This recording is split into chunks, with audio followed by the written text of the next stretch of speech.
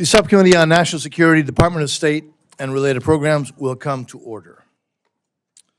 Secretary Rubio, I am so pleased to welcome you back to the NSRP Subcommittee for today's hearing on the fiscal year 2027 budget request for the Department of State and related programs. Mr. Secretary, because of your extremely busy schedule, that's an understatement, which I would argue has led to an extraordinary record of success for the American foreign policy, we were unable to get your testimony on the budget request prior to the markup of our fiscal year 2027 bill. We hope the bill will soon be considered by the full House and then, as you know, negotiated with the Senate before becoming law. So there is still plenty to discuss today in our FY27 proposals, as well as how the department is implementing FY26 funding provided earlier this year.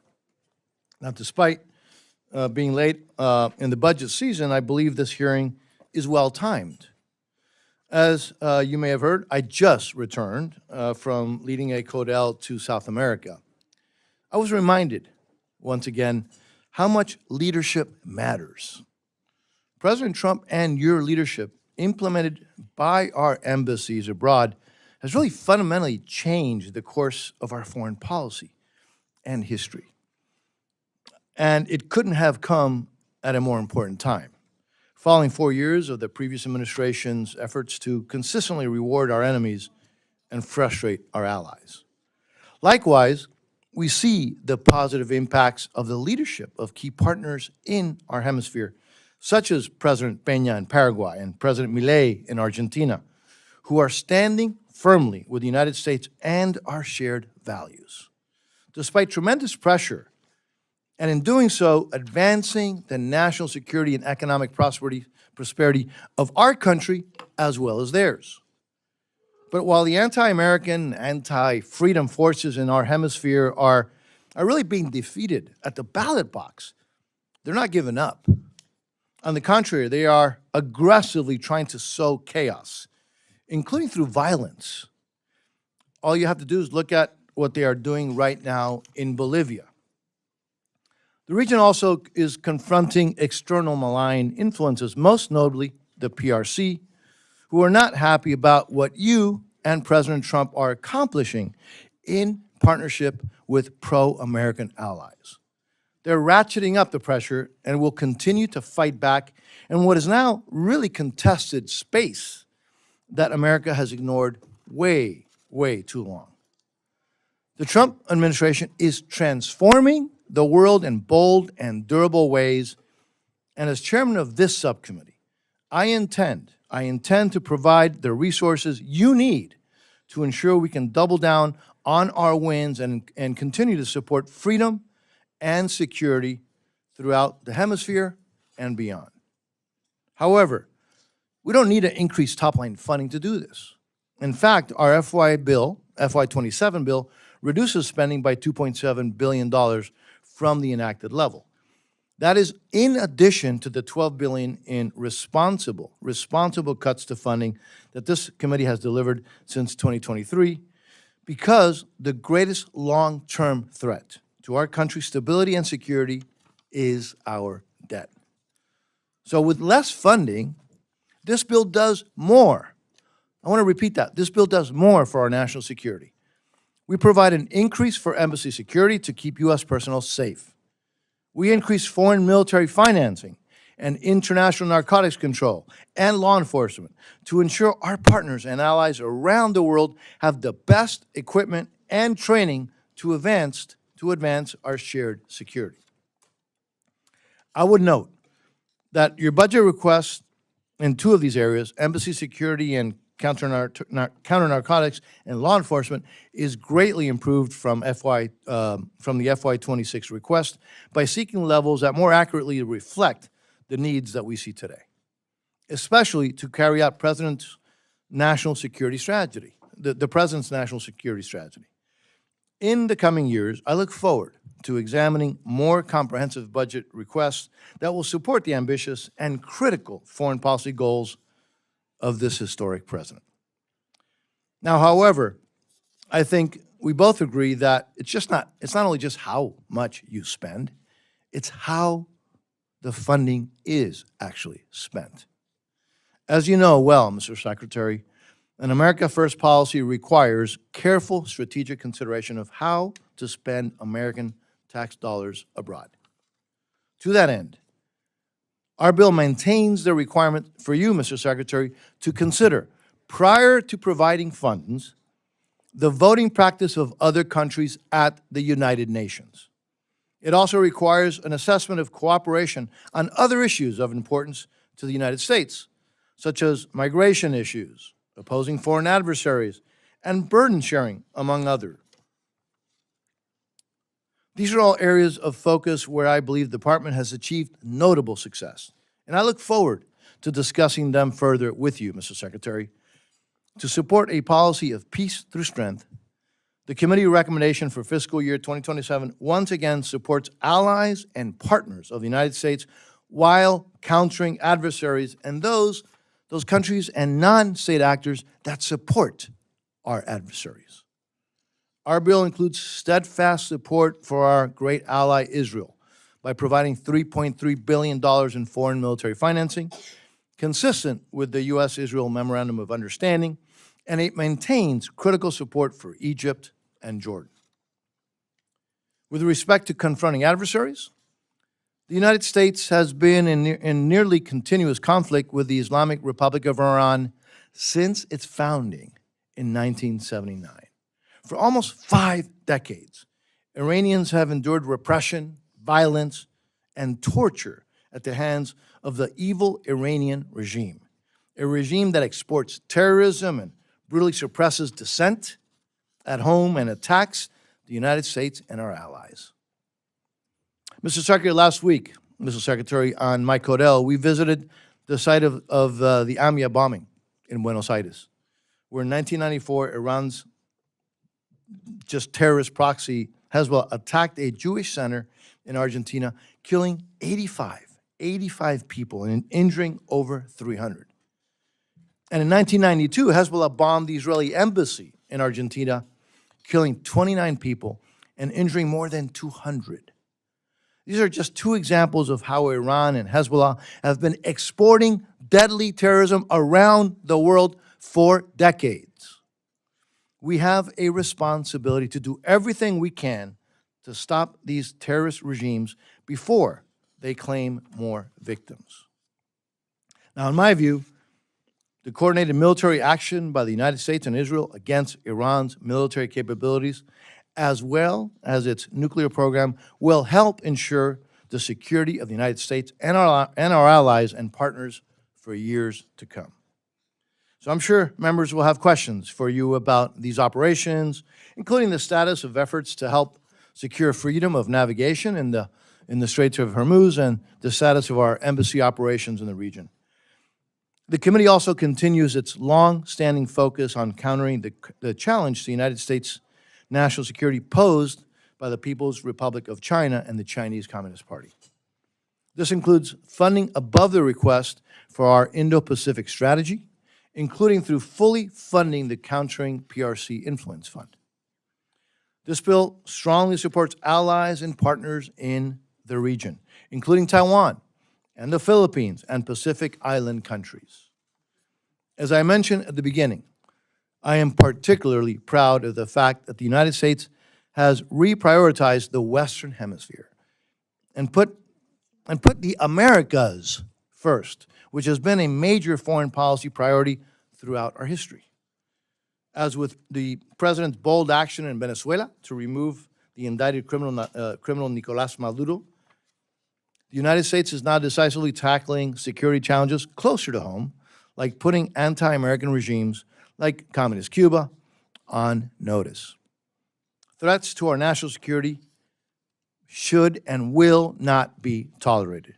The bill continues strong support for democracy programs for the people of Cuba, Venezuela, and Nicaragua, and calls on European partners seeking support for Ukraine to stand for freedom and democracy in the Western Hemisphere as well, especially in Cuba, Venezuela, and Nicaragua.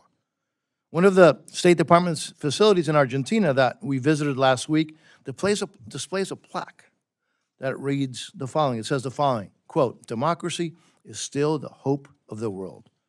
This is a sentiment that I think we should always remember. More broadly, the committee emphatically supports your efforts to strengthen the United States' economic ties with countries in our hemisphere. This includes combating the influence of the PRC, securing access to critical minerals, supporting the nearshoring of vulnerable supply chains, and identifying commercial opportunities, such as in countries transitioning away from authoritarian or communist political systems. All of these areas of emphasis align with administration priorities, and I look forward to working with you, Mr. Secretary, on the implementation. Mr. Secretary, we have endeavored in the committee to provide you with the resources and the flexibility that you need to implement the President's America First foreign policy. We appreciate your team working with us to implement committee directives from fiscal year 26. And I want you to know that we work very closely with you on your priorities as we advance this bill through the legislative process. Now, before I conclude, let me thank you for your service and your family, Mr. Secretary, and also reiterate how much we appreciate the service of the men and women of the Department of State. Let me now turn to the ranking member. By the way, another great Floridian, for her opening remarks. Ranking Member Frankel. Thank you, and welcome. Mr. Secretary, you know, it really is something that the three of us all served in the Florida legislature together a long time ago. And I also want to say, I want to just thank my chair, who we work very hard on bipartisanship, because one thing I do really believe is when we're talking about facing the world and the challenges, that we have to try to be on the same page. Now, we do have some differences of opinion, which I will talk about today. And I also want to say, Secretary, I saw you this morning, your testimony. This is a very rigorous day for you, and we see you all over the world. And I thank you for your service. I may not agree with everything you say or do, but I have a lot of respect for the time and commitment that you put into your job. On the budget, I'm not going to talk that much about the budget. I really, the comments I have are really going to be on what's going on in the State Department from our point of view, Democrats' point of view.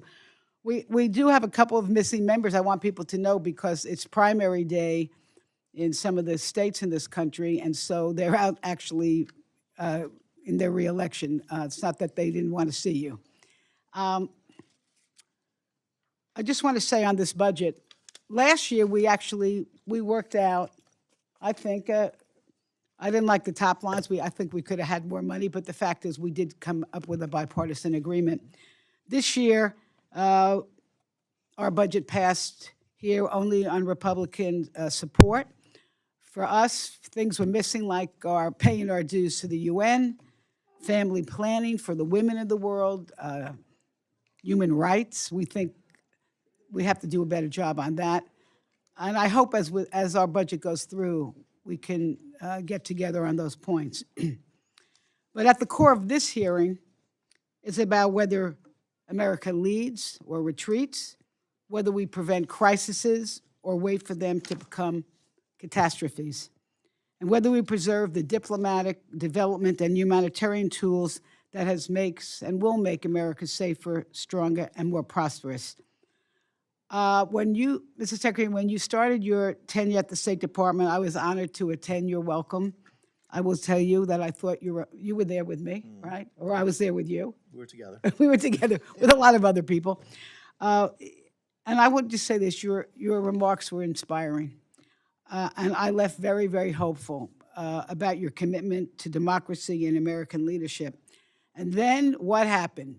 Doge came in with Elon Musk. I'm not going to go through the litany of names, came in with what I think was an insidious sledgehammer.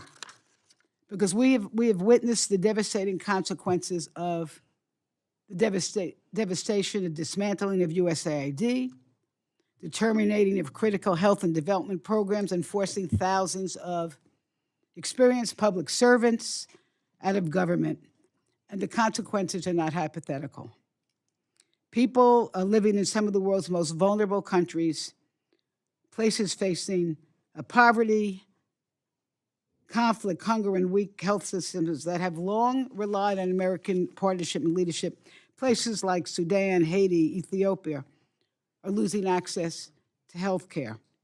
Families are going hungry, humanitarian crises are deepening, and Americans' influence is shrinking as our adversaries are expanding theirs, AKA, of course, China. In just 1 year, Mr. Secretary, these cuts have contributed to more than 750,000 deaths worldwide, roughly 88 lives every hour. Malaria is surging. HIV treatment programs have been disrupted. Health centers have been closed. We hear reports from countries like Haiti, the Democratic Republic of Congo, Bangladesh, and Jordan, where cuts to family planning have forced more than 1,400 clinics to shut their doors, leaving an estimated 9 million women without care and contributing to increases in hemorrhage, infection, unsafe abortion, and preventable death. These are the mothers of the children, the spouses that we expect to be taking care of families. Experts warned us we're on track for millions more preventable deaths by 2030.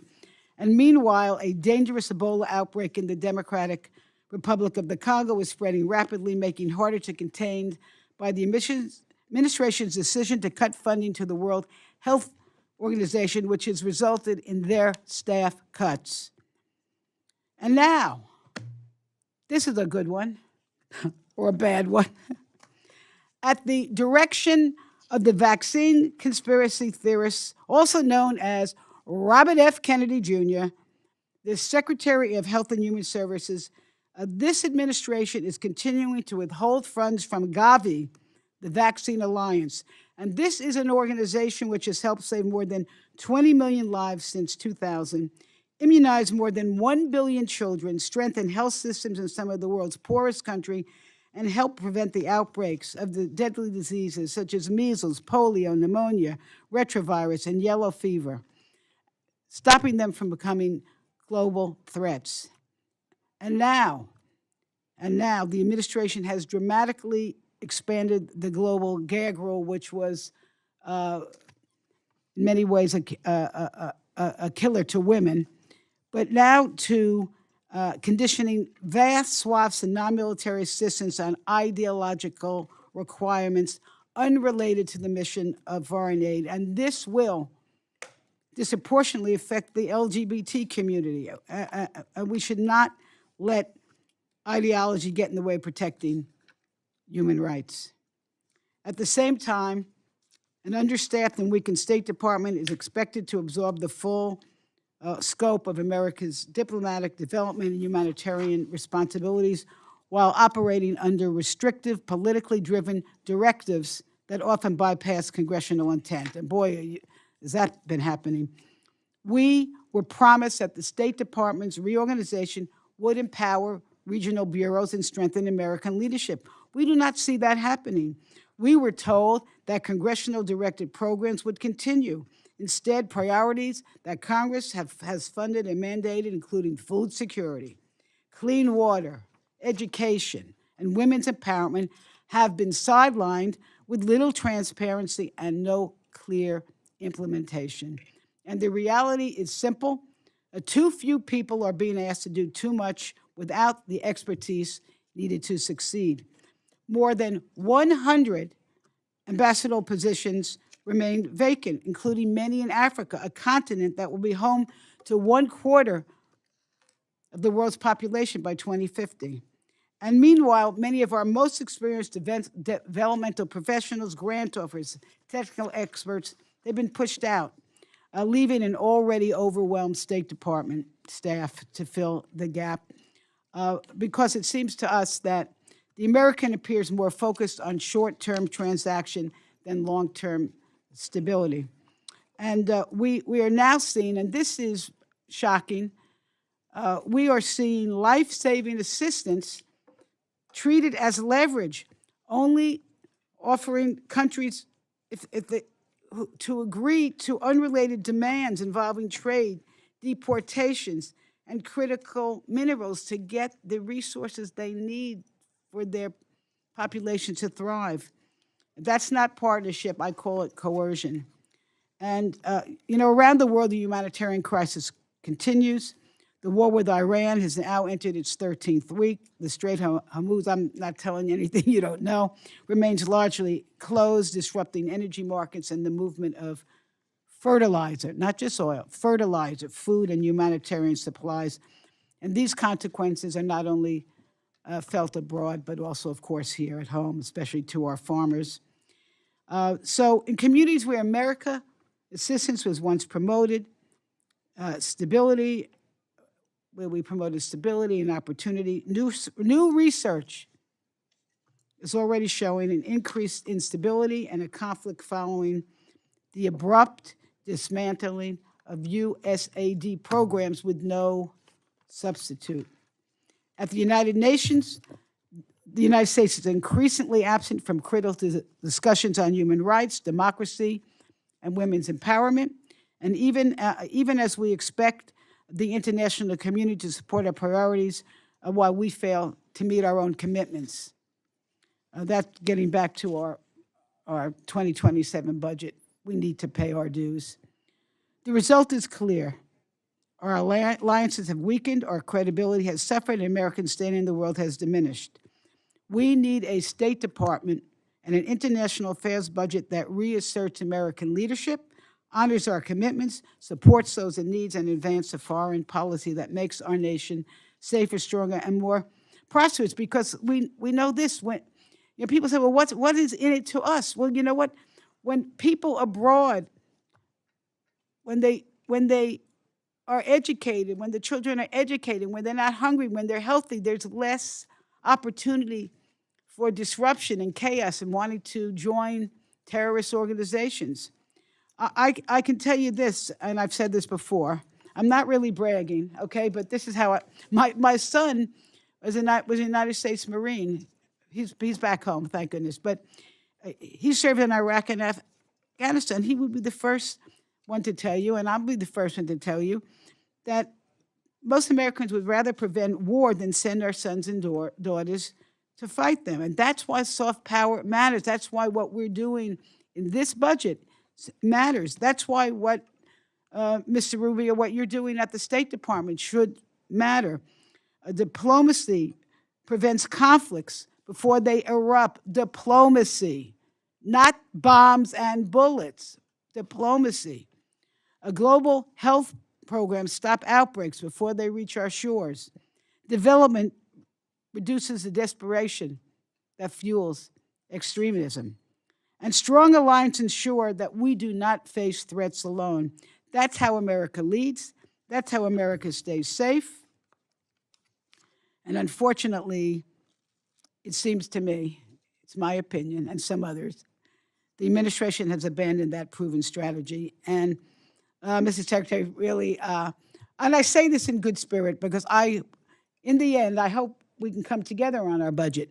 And I hope you'll share today with this committee how the United States intends to meet today's global challenges without sacrificing the diplomatic, development, and humanitarian tools that have long advanced our interests. And we'll look forward to your testimony and to the questions of my colleagues. And with that, Mr. Chair, I yield back. I thank the ranking member. And by the way, having a member of the U.S. military in your family is a very good reason to brag. All right. Absolutely. So we'll now yield to the ranking member of the Appropriations Committee, Ms. Delora, for her opening statements. You're recognized, ma'am. Thank you very much, Mr. Chairman, and thank you, Ranking Member Frankel, for the recognition. And I want to just say welcome, Mr. Secretary, and look forward to your testimony and questions. There is an old saying, often attributed to Benjamin Franklin, that by failing to prepare, one is preparing for failure.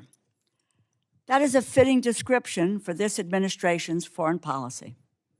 To start, the Trump administration has hollowed out much of the American diplomatic corps. There are 195 ambassadorships in the United States Foreign Service. As of May 19th, 109 of those positions were vacant. We do not have ambassadors to either Ukraine or Russia, and the president has been unable to mediate an end to the war there, despite his campaign promise to do so within the first 24 hours of his term. Conflict in the Middle East continues to escalate, with ceasefires all but abandoned. Prime Minister Netanyahu has announced he intends to deploy Israeli forces to occupy 70% of the Gaza Strip, while continuing strikes in Lebanon. Settler violence in the West Bank is becoming more aggressive by the day, and the president appears to have completely given up on peace talks to end the war he started with Iran, resuming military strikes over the weekend. The rationale for the war shifts whenever the president speaks. At first, it was to topple the regime and free the Iranian people. Then it was to cripple their military capacity. Then it was to preempt a response to an attack that Israel was poised to carry out. Then it was to reopen the Strait of Hormuz, which was open before President Trump started the war. The most recent justification is to prevent Iran from developing a nuclear weapon, a goal they are now pursuing diplomatically after failing militarily. The Iranian regime is still in place. The Iranian people are not free. The Iranian military remains strong enough to control the Strait of Hormuz. I often wonder whether or not anyone suggested that that was something that Iran might do in this context. The Defense Department estimates that we have spent some $30 billion on this war, although the true cost is likely much, much higher. And what do we have to show for it? We find ourselves in the absurd position of having begun a war to pursue a goal that the Obama administration had already achieved more than 10 years ago, but that the Trump administration reversed. The Joint Comprehensive Plan of Action, or the JCPOA, was painstakingly negotiated over the course of 20 months by diplomatic experts in close coordination with our partners and our allies. It prevented Iran from enhancing uranium to the grade necessary to produce a nuclear weapon.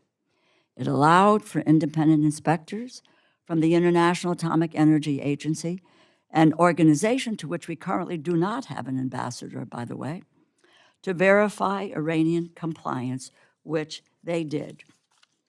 By contrast, the current talks are happening in a much more tense environment, with pressure that's coming from conflict, ongoing conflicts, and U.S. leveraging tactics.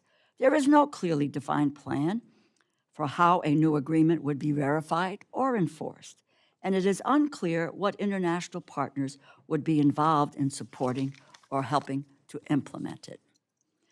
But President Trump tore up the JCPOA less than 3 years after it was signed, and Iran promptly began enriching uranium to weapons grade. After claiming that Iran's nuclear program had been, quote, obliterated less than a year ago, the president is now realizing that you cannot destroy Iran's nuclear program by bombing it. You can only delay it. And the only way to secure a nuclear-free Iran is to negotiate a deal. But after failing to do this, the president threw up his hands in the air saying, and this is a quote, "I don't care if negotiations are abandoned." So here we all are, forced to suffer the consequences of the president's indifference. Americans are paying higher prices for gas, for groceries, and everyday necessities. But by his own admission, the president does not care if the war drags on, and he does not think about its impact on the American people at all. After taking office, the Trump administration withdrew from the World Health Organization and dismantled the U.S. Agency for International Development. Thousands of programs were canceled, and thousands of programmatic experts were laid off. Subsequently, health clinics were shuttered, disease surveillance systems were greatly weakened, all while our global health efforts were withheld and exploited as leverage to extract concessions from partner nations who depend on them, holding them hostage for the health necessities that they needed until they might have agreed to a trade agreement. Now we are faced with a significant infectious disease outbreak in Central Asia and Central Africa, a species of Ebola for which there is no authorized vaccine or treatment, is rapidly expanding and is expected to take months to address. It is primarily concentrated in the Democratic Republic of Congo, where we do not have an ambassador. Ebola does not wait for bureaucratic reorganizations. It spreads when surveillance systems are weakened, health workers are laid off, clinics lack protective equipment, and communities lose the trusted partners who help detect and contain outbreaks before they become public health emergencies. Thanks to years of investment through the Department of Health and Human Services, we have a number of facilities in the United States that are equipped to safely treat patients with Ebola, as well as other infectious diseases. In the 2014 Ebola crisis, we established these facilities. We made a $160 million investment. But this administration is blocking those specialized facilities from receiving Americans who are infected. We have asked numerous U.S. government employees and partners to put themselves in harm's way to help us keep safe. And how does the Trump administration repay them? By slamming the door in their face. The United States spent years building the relationships, supply chains, laboratories, and community health networks that help stop deadly diseases at their source. The Trump administration tore apart that capacity and now wants to pretend the consequences were unforeseeable. They were not. They prepared for failure, and now it is here. Congress and the American people deserve answers. Secretary Rubio, thank you for taking the time to appear before this committee today. We look forward to hearing your testimony and getting some answers to our questions. I thank you, and I yield back. I thank the ranking member. Secretary Rubio, your full written statement will be placed in the record. As you know, please feel free to summarize your testimony. And again, thank you for being here. You're now recognized, sir. Thank you. Thanks for having me here today. I think I'm going to skip the long opening. You have it in writing. I'll just do a couple brief points. Rather spend the time on your questions. It'll probably be a better use of our time. Just suffice it to say what I told you a year ago and getting back to that point now. A couple things. In terms of U.S. foreign policy. Stop supporting Israel! Stop supporting Israel! Israel committed a genocide in Palestine. It's still ongoing. And now they're committing another genocide in Lebanon. And what are you doing? You're serving Israel! Stop serving Israel! All right. The core of our, is that, can you continue now? All right. Mr. So Secretary. the core of our foreign policy must always be the national interest of the United States. That is basically defining what that national interest is and then operationalizing it in such a way that our foreign policy reflects it. This is across the board in the work of diplomacy and the place in which and that requires prioritization, by the way. It requires us to prioritize some part we provide aid. We are still the world's largest aid provider, and I mean by far, like there isn't a close second. But we don't want aid to solely be judged by how much you spend. We want it to be judged by what its results are. And I think we can talk about it today, but there are a couple points that I would raise that I think are very promising. The first is we've now entered in the global health strategy over 32 health compacts with countries around the world. And these health compacts basically are, the countries that are signing them love it. Not just because they're getting the resources, but because we're investing in their domestic resources. Long term, we want them to build their own domestic capacity. We'll help them, and they're very happy because it also gives them sovereignty over the way some of their aid is being dispersed in those countries. Likewise with humanitarian assistance. One of the great success stories of the last year is we are able, in a time of disaster, to respond faster than we were responding under previous administrations and organizations, and with much more effectively. Jamaica is a great example. They had a hurricane in the Caribbean. Jamaica was heavily impacted. We were able to respond very quickly and very effectively. The same has been the case in a couple of typhoons, and we're doing it now with Ebola, where we were able to program upwards of over $200 million very quickly in responding to it, down to the point of being able to, even through diplomatic means, establish a facility in Kenya for any Americans that are infected as an observation post for Americans. If someone's infected with Ebola, they will be transferred to a facility that could care for them. If they're not infected after the observation period, they'll be able to return to the United States or wherever it is they're traveling to. But we've also provided assistance to the individual or partners that we have at the UN and in other places in providing aid immediately. So I would say that today, foreign aid has become more nimble, more responsive. It's operating faster because of some of the flexibility that you've given us to respond, but also more creative. And that's particularly true in the global health strategy. We can talk more in depth later on about some of the arrangements that we've made with international organizations. As an example, the Global Fund, and our ability to meet our commitments to them. We've worked very closely with them. They're very, very happy with the way we've outlined our contributions to the Global Fund. I think there's a statement today from the UN and OCHA on the work that we've done with them and the ability to provide them the funds and resources necessary to carry out their mission. So I would just say that I feel like, while it is still ongoing and there's only always a process, I feel like we have made dramatic improvements in the way American foreign assistance is delivered across the world, but we're able to do it now, not just in a targeted way, but in a more effective way, in which it's not simply being judged by how much money you're spending, it's being judged by what results are you getting from it. And there'll be more to talk about in the field of PEPFAR, and otherwise, if you want to ask about those, I'll find a way to work it in. But I don't want to take any more time. I want to get to your questions, so thanks for having me. Well, thank you, Mr. Secretary. And for the members, I'll call on members based on seniority of those present when the hearing was called to order, and as always, going alternating between each side. Each member will have 5 minutes for questions and responses. I anticipate that we'll have enough time for 2 rounds. So let me begin, Mr. Secretary.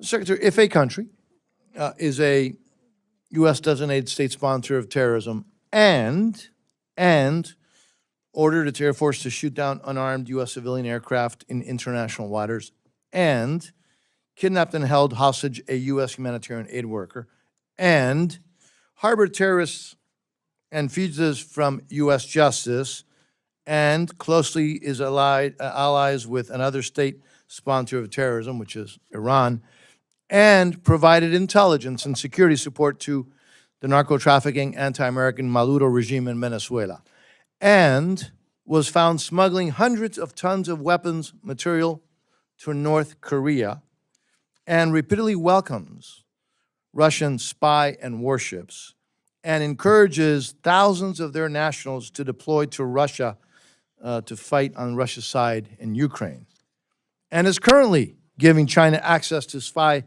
facilities with signal intelligence capabilities, and furthermore orchestrates an extensive espionage network against the United States, and has over 300 military drones within reach of U.S. territory, including U.S. military installations and nuclear facilities. Would you consider a country like that as a threat to the national security interests of the United States? Yeah, and I think you're describing Cuba, and that's absolutely the case. But I think one more point I would make is all of these violent Marxist, left-wing, radical terrorist groups that operate in many countries have destabilized Colombia, for example, for years, and others, all found their seed money from Cuba as well. They sponsored these groups all around the region, and part of the region is still paying the price for the rise of those groups, particularly, the FARC elements that have now spun off and are actually carrying out violence as we speak in Colombia. Yeah, and I hear that from heads of state throughout Latin America, the impact that regime continues to have, the threat to their security, to democracies, and to our national security. Let me shift again also to the Western Hemisphere on Venezuela. We know what happened. This fugitive of U.S. law is now in here in U.S. custody, and that we thank the Secretary, you and the Secretary of War, and in particular the President for his leadership on that. You have laid out what I believe is a clear 3-phase plan for Venezuela: stability first, and then recovery, and then transition. Where are we on that process, and are we still on track? Yeah, first, I think it's important to remind, I think tomorrow will mark the 5-month. I know it feels like it was 5 years ago, 3 years ago, 7 years ago, 5 months ago. That's how long we've been into this process. So let me say, Venezuela is not today where we hope it will be for the peoples of Venezuela's sake, but it is on a trajectory that I think is a very positive one if it continues, and it has to continue. As you said, our first priority was stabilization. We did not want to see mass migration. We did not want to see a civil war. We did not want to see societal breakdown. And that required working to the extent possible and wise with existing institutions, not to preserve them or to perpetuate them, but to ensure that we didn't have systemic breakdown. The second is recovery, which is the phase I would argue we are primarily in right now, and that is the ability to recover their economic vibrancy, to allow small businesses to develop and the like. And part of that is ensuring that the wealth of that country, which is primarily through mineral resources and energy resources, are going to help the people of Venezuela directly. And that's what you see through the Treasury blocked account, is that the money that they're generating from these oil sales is being driven to pay for things like salaries and to buy medical equipment, and things that are beneficial to the people, not being pilfered and used as side hustles to help, cronies. Obviously, more work remains to be done. Ultimately, and other things that need to happen, ultimately, the answer in Venezuela is a free and fair democratic election, because it's not just the right thing, it also is necessary in order for them to be able to attract the kind of investment that they want. In order for it to be a long-term and investable place that can attract the kind of capital and interest and normalize the way their economy works, they will need to have a government that is legitimately in place through elections. But you have to create the conditions for that. Those conditions include free and open media. We've seen independent journalism operating again in Venezuela. That's been a positive. You need to give space and time for political parties to organize and prepare them, position themselves to participate in those elections. You need a new electoral council, because they're the ones that are going to be counting the votes and ensuring that the vote is legitimate. All that work is ongoing. There are multiple areas of cooperation with the interim authority, some of which are not publicly discussed in the proper setting we could, that have been very positive. And I also think, for talking about diplomacy, we now have an embassy open there with Americans on the ground every single day, interacting with the business community, with American businesses that are interested in coming in, with members of the interim government, and also members of the opposition. So I think we're making good progress. We're not where we need to be, but we're only 5 months in, and I think it's important to remember that, because this will take some time. We're dealing with 16, 18 years of a system, and reversing that responsibly will take some time, but we're moving in that direction, I think, in a good pace. Thank you, Mr. Secretary. The Ranking Member, Louis Frankel. You're recognized. First, just very quickly, Iran's proxies have been the cause of so much human suffering, not just in Israel, but around the world. Of course, Hamas was responsible for the attack on Israel. We see Hezbollah shooting rockets into Israel, but other parts of the world. Question is, are billions of dollars or any funding going to go back to Iran so that they can resume to fund their proxies as a result of the deal that you are talking about? Well, first of all, the deal that we are talking about, or the deal that you've seen reported in the media, is a dynamic situation, because the first thing, sort of what needs to happen at the front end is they want us to lift our blockade so they can get their ships to market. That isn't going to happen unless they open the straits. So that's the first thing.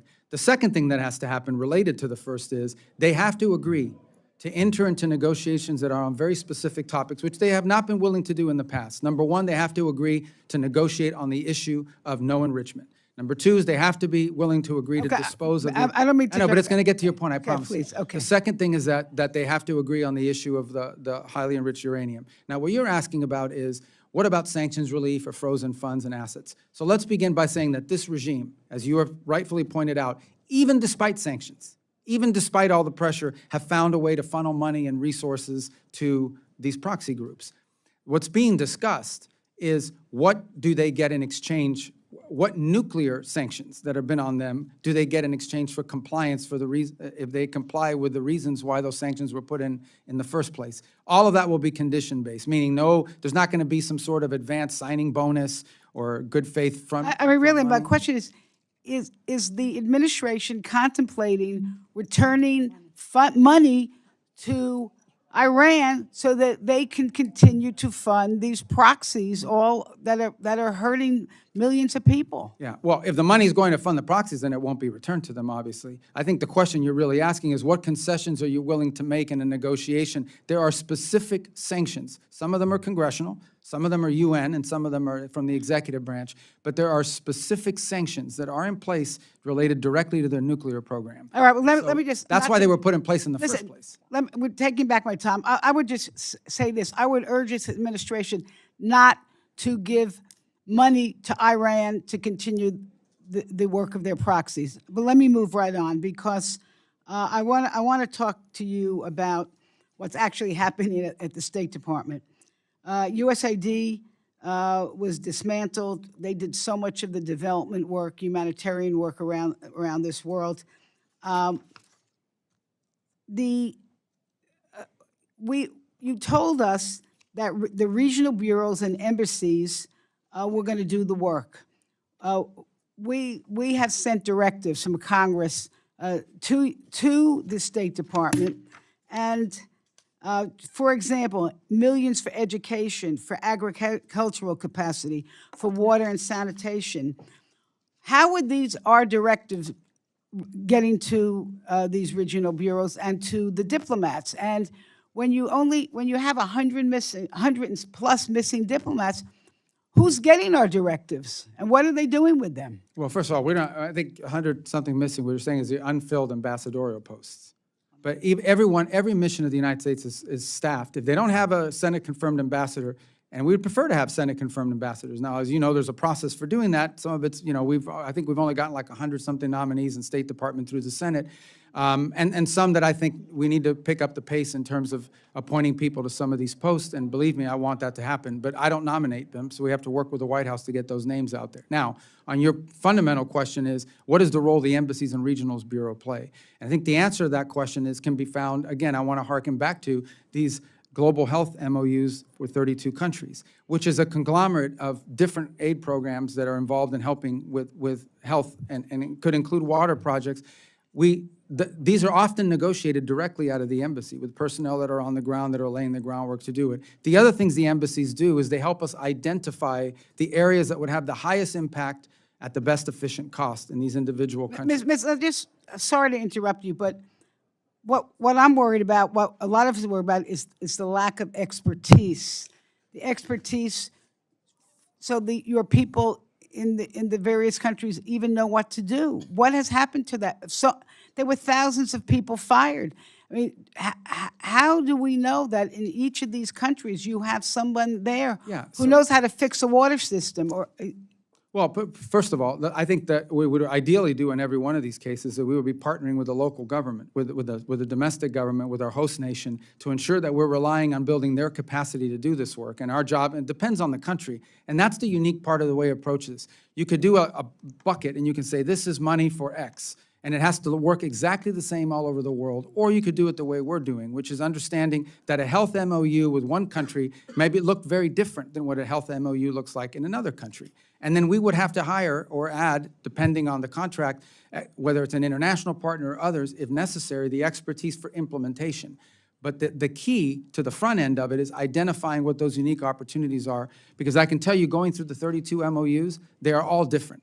And Mr. Secretary, I can tell you this, that because of whatever the lag time, the lack of expertise right now, there are literally thousands and thousands of people dying. I know there's. I don't. By the way, I just don't agree with that number. But Mr. Chair, just one question. And we'll have another round. Okay. We'll have another round. One more thing. This is very important. All right. We have. She is a Floridian. I'm going to have to give her. I understand. No, we have heard. First of all, this country right now has a immigration policy which is an abomination. We're taking innocent people who have committed no crimes off the street, and we are sending them to countries, some of them that they have no connection to, and we are hearing that the State Department is out there making deals with foreign countries and saying, if you want to get development funds, or healthcare or humanitarian funds, you must take X amount of deportees. And Mr. Secretary, you're going to have to answer that relatively quickly because we're way Yeah. past time. I don't know where you've heard that from. We have certainly negotiated third country agreements with multiple countries around the world, but none of them are under threat. In some cases, for example, they have said, well, we'll do this for you but we have some costs associated with assuming this responsibility, and we provided them funds to deal with that.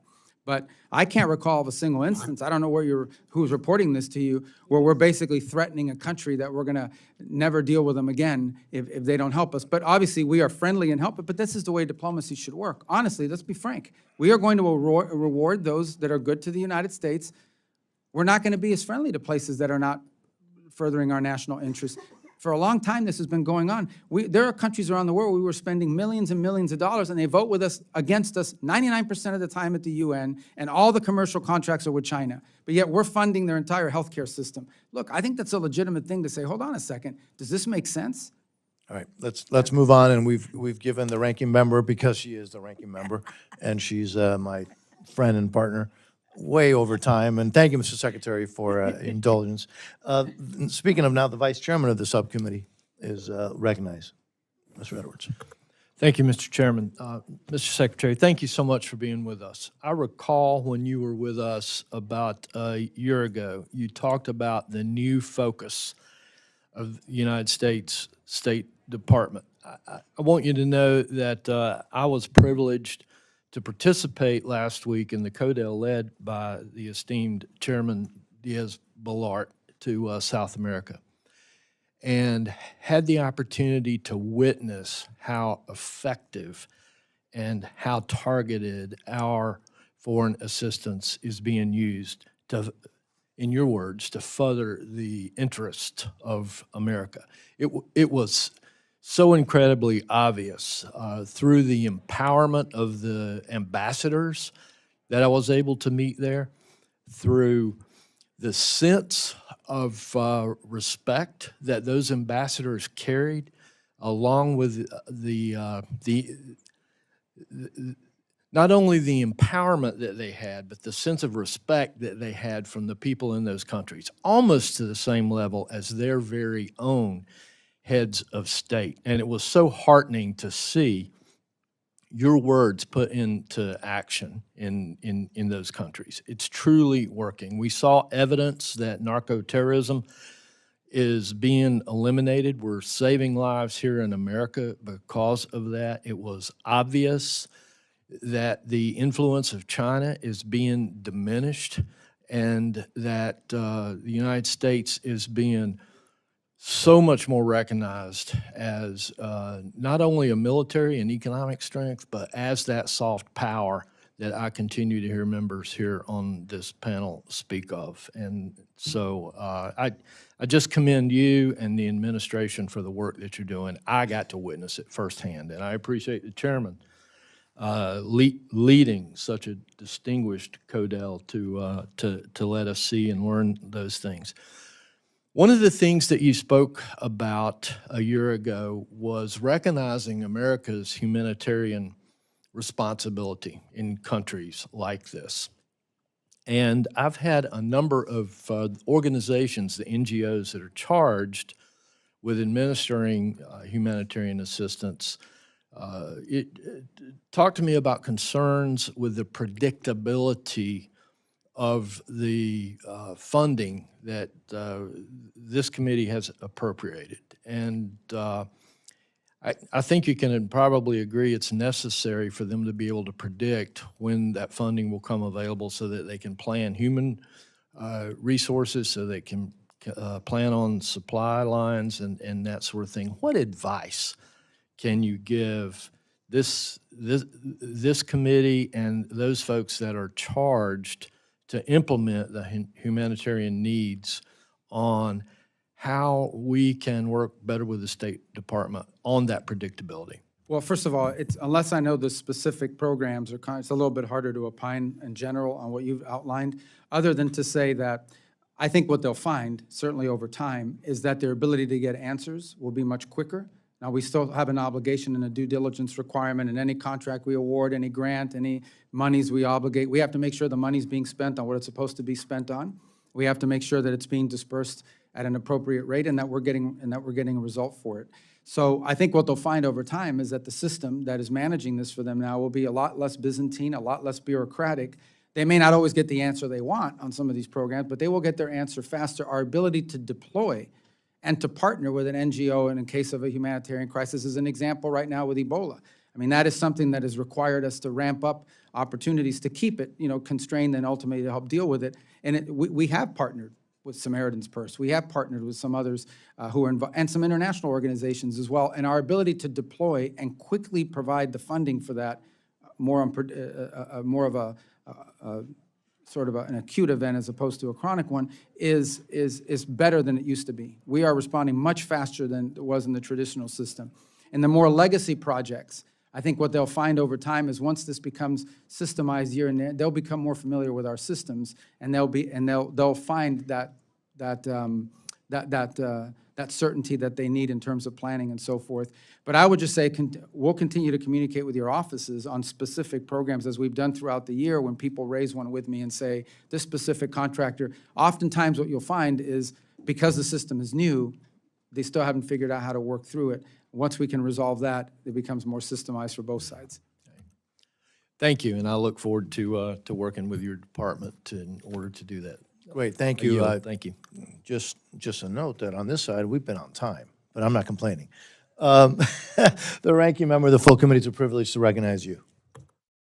Thanks for not complaining, Mr. Chair. Mr. Secretary, nearly 60% of Americans disapprove of President Trump's illegal war of choice with Iran. The war has led to skyrocketing fuel costs for Americans, needless deaths of American service members, while failing to achieve any of the stated aims of the war. In the meantime, it seems that the Trump administration seems to have forgotten all about the crisis in Gaza. Nearly 8 months after it was signed, the administration's 20-point peace plan stands largely unfulfilled. I have it right here. It looks like there are 4 and 5 have been accomplished, and the rest have not been accomplished here. Most Palestinians in Gaza are sheltering in overcrowded tents, pests and rodents spreading disease. Health services remain limited. Israeli military strikes have escalated despite the ceasefire, pushing the total death toll to nearly 73,000.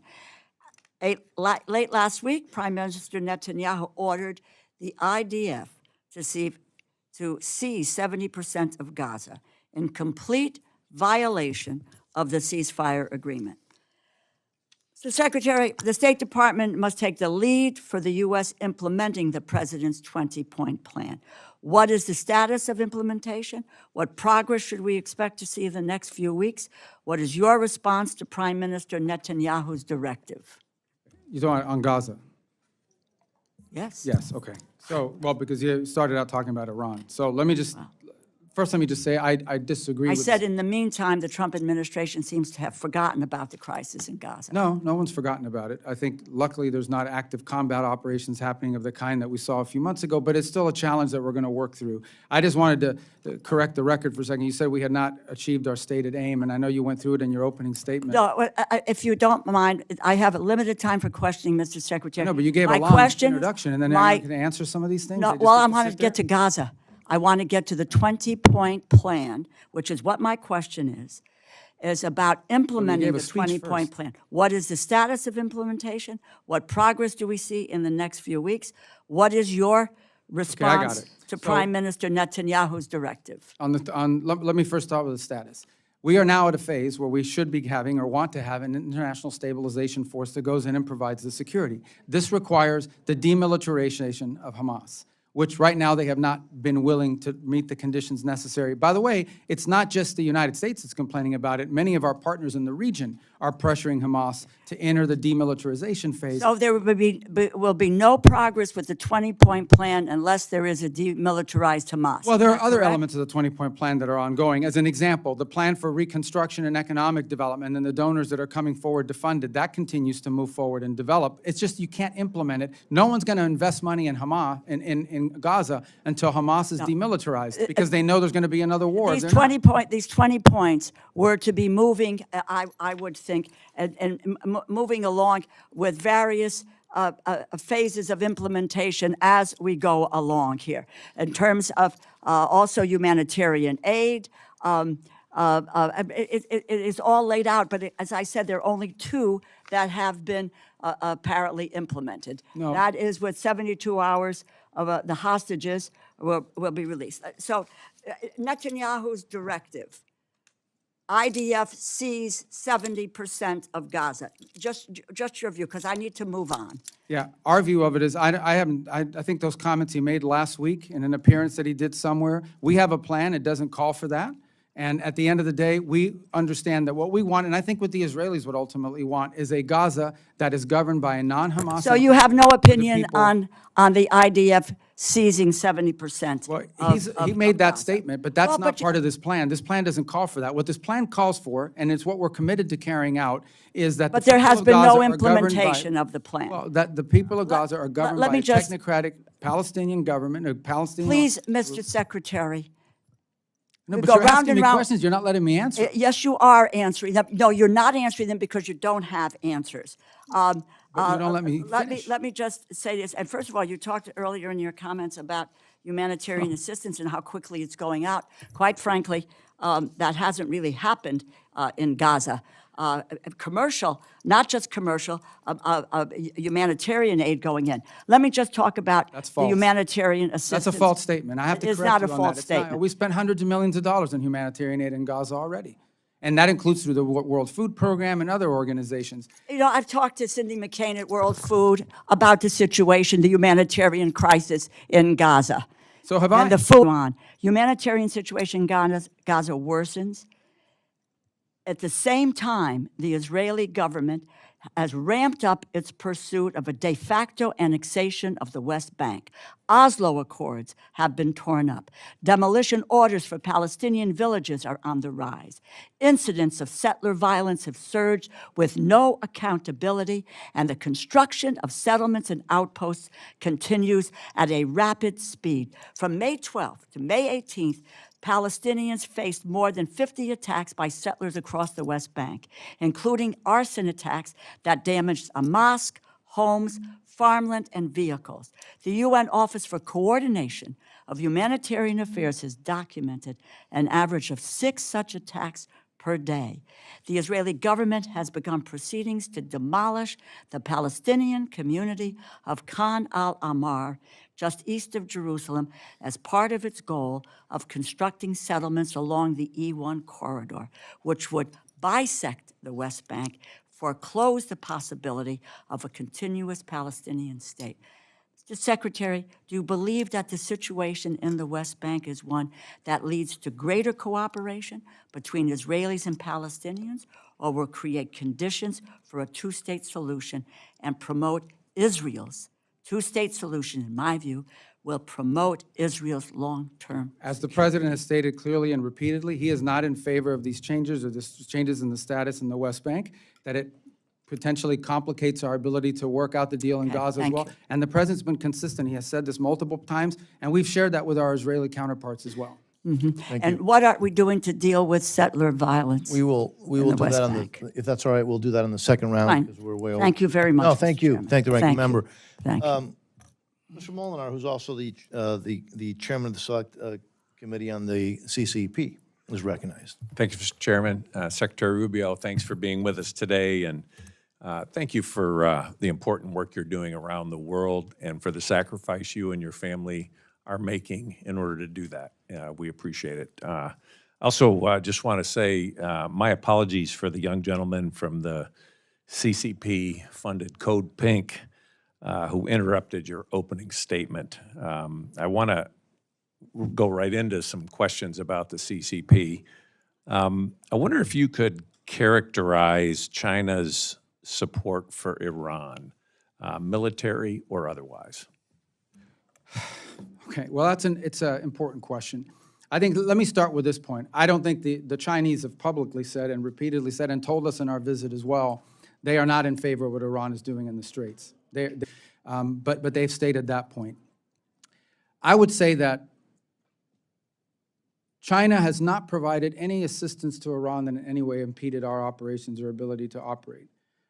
They clearly have had a previous relationship, and you can see that in some of the military equipment that they have is certainly of Chinese origin, and likewise. But we have seen no signs in the short term that during this situation, that anything they've been providing them has in any way changed the dynamic in the battlefield, and I think they've been quite cautious about engaging themselves in it. That said, we would like to see their help at the United Nations. We have a resolution right now. It has the highest number of co-sponsors of any resolution ever proposed before the Security Council that would, create authorities to deal with what's happening in the Straits. And unfortunately, the Chinese continue to threaten a veto of it. So if in fact they are against the closure of the Straits, they should be endorsing this, or at a minimum abstaining and not using a veto of it. The Russians are another matter, of course. They're vehemently opposed to that resolution for a variety of different reasons. But I would say that as time goes on, the Chinese economy will begin to be negatively impacted by what the Iranians are doing for two reasons. The first is because the concept of a tolling system sounds intriguing. The reality of it is very hard to implement. And in fact, you saw a Chinese destined vessel attacked and hit 2 weeks ago by the Iranians. And the second is because for an export-driven economy like China, to have countries around the world's ability to purchase diminish as more of that goes towards fuel, that will begin to have an impact on their exports as well. So I think China, in the short to long term, should have, and we've made this point to the Chinese, have a vested interest as well in ensuring that Iran stop its activity. Thank you. There was a media report recently that Iran may have used a Chinese missile to shoot down a U.S. fighter jet. Are you familiar with that report? That report, I can't comment on the specific technology that they use. Suffice it to say that, look, they do own Chinese systems. They own some Russian systems, and they've developed some native systems, especially in the drone technology. But I don't know specifically of that. I mean, I'd have to refer you to the Department of War. I would hate to comment on something and give you a misleading answer. Thank you. During the recent China summit, I was thankful President Trump raised the issue of China's prisoners of conscience, and the President indicated that Xi Jinping is seriously considering the release of Pastor Ezra Jin, and I know this is something you care deeply about. Have there been any tangible follow-ups or indications regarding this case or others like Jimmy Lai since the summit? Well, first of all, on Jimmy Lai, the President's raised it twice. He raised it once when we met in South Korea. Pastor Jin is obviously a more recent case, and it was also raised in the meeting. And I don't want to do anything to jeopardize his status or what's working, other than to say that I'm cautiously optimistic that we could potentially find a positive resolution to his case. And those talks and that communication is ongoing. But sometimes with these things, they work better when they just happen. And so I don't want to say anything publicly that could undermine or harm that effort in any way, but be clear that we have raised that, and it is a priority for us. Thank you. As you know, in Michigan, we're proud to have a large Chaldean community, many of whom are still having deep family and religious ties to Iraq. Iraq's Christian communities, particularly Chaldean Christians, have faced years of displacement, economic hardship, security threats in the Nineveh Plain and surrounding areas. How is the administration supporting religious minorities, including Iraq's Chaldean community? Well, as you know, they're just recently forming a new government with a new prime minister. And so I think the fundamental challenge in Iraq has been and continues to be what level of influence do the Iranian-backed Shia militias have inside the country over the government. And in fact, we faced that situation very dramatically during Epic Fury when, in fact, there were launches occurring against our facilities both in Baghdad and in Rubio. So it would be raised within the context of our relationship with the new prime minister. We want to give him a chance to be successful, but we also want to give him a chance to be responsive to the issues that we've raised. including the issues just outlined about, unfortunately, a much smaller Christian community than it was there 25, 30, 40 years ago, but still nonetheless facing very difficult circumstances. Obviously, we also want to see a government that's less under the domain or control of these Iranian-backed militias who still remain very powerful in the country. So those have been the leading features, but we're going to give this new prime minister a chance. We're willing to do things that are helpful to him, but obviously we have things that we're concerned about, primarily the Iranian Shia militias and the influence they have and the danger they pose to the region and to the country. But related to that is the issue you raised, and that is these minority communities inside of Iraq who have faced oppression now for the better part of 20 years and have seen their numbers in areas diminish as more and more people have left the region. But it is a priority, and we do raise it because we think it's important for a sort of a diverse nation like Iraq, for every segment of society to have not just representation, but to feel safe and respected inside the country. It is a feature of our talks with them. Thank you. Thank you, Mr. Chairman. Thank Yield you. back. Ms. Meng, you're recognized. Thank you, Mr. Secretary, for being here. As the daughter of immigrants, I'm so proud to represent Queens, New York, the world's borough, and a strong community of immigrants and refugees, including a large Afghan for our country. Thousands of our vetted Afghan allies remain stranded abroad, including relatives of some of my constituents. Last month, this administration reportedly decided to close Camp Asaliya and force 1,100 Afghans there to choose between going to the Democratic Republic of the Congo, where they have no ties and which is facing an Ebola crisis, and Afghanistan, which would be a death sentence. What is the plan to help our vetted Afghan allies who were promised safety in the U.S.? Yeah, well, the plan is, and we're working on this very actively, and is to have more than just those two alternatives. And obviously, the Afghan alternative is not one that's realistic for most of them. And so we're engaging every single day, and we think we have a number of other countries that are willing to. Now, the question is not countries willing to assume. The question is how many. We have about 1,000-something people there, and we have to move them. And so I don't think there's one country that's going to take all 1,000. But it has to be countries that, A, are willing to assume some of this responsibility in numbers that are manageable to them, but also places that give more options to these individuals that they would be comfortable going to.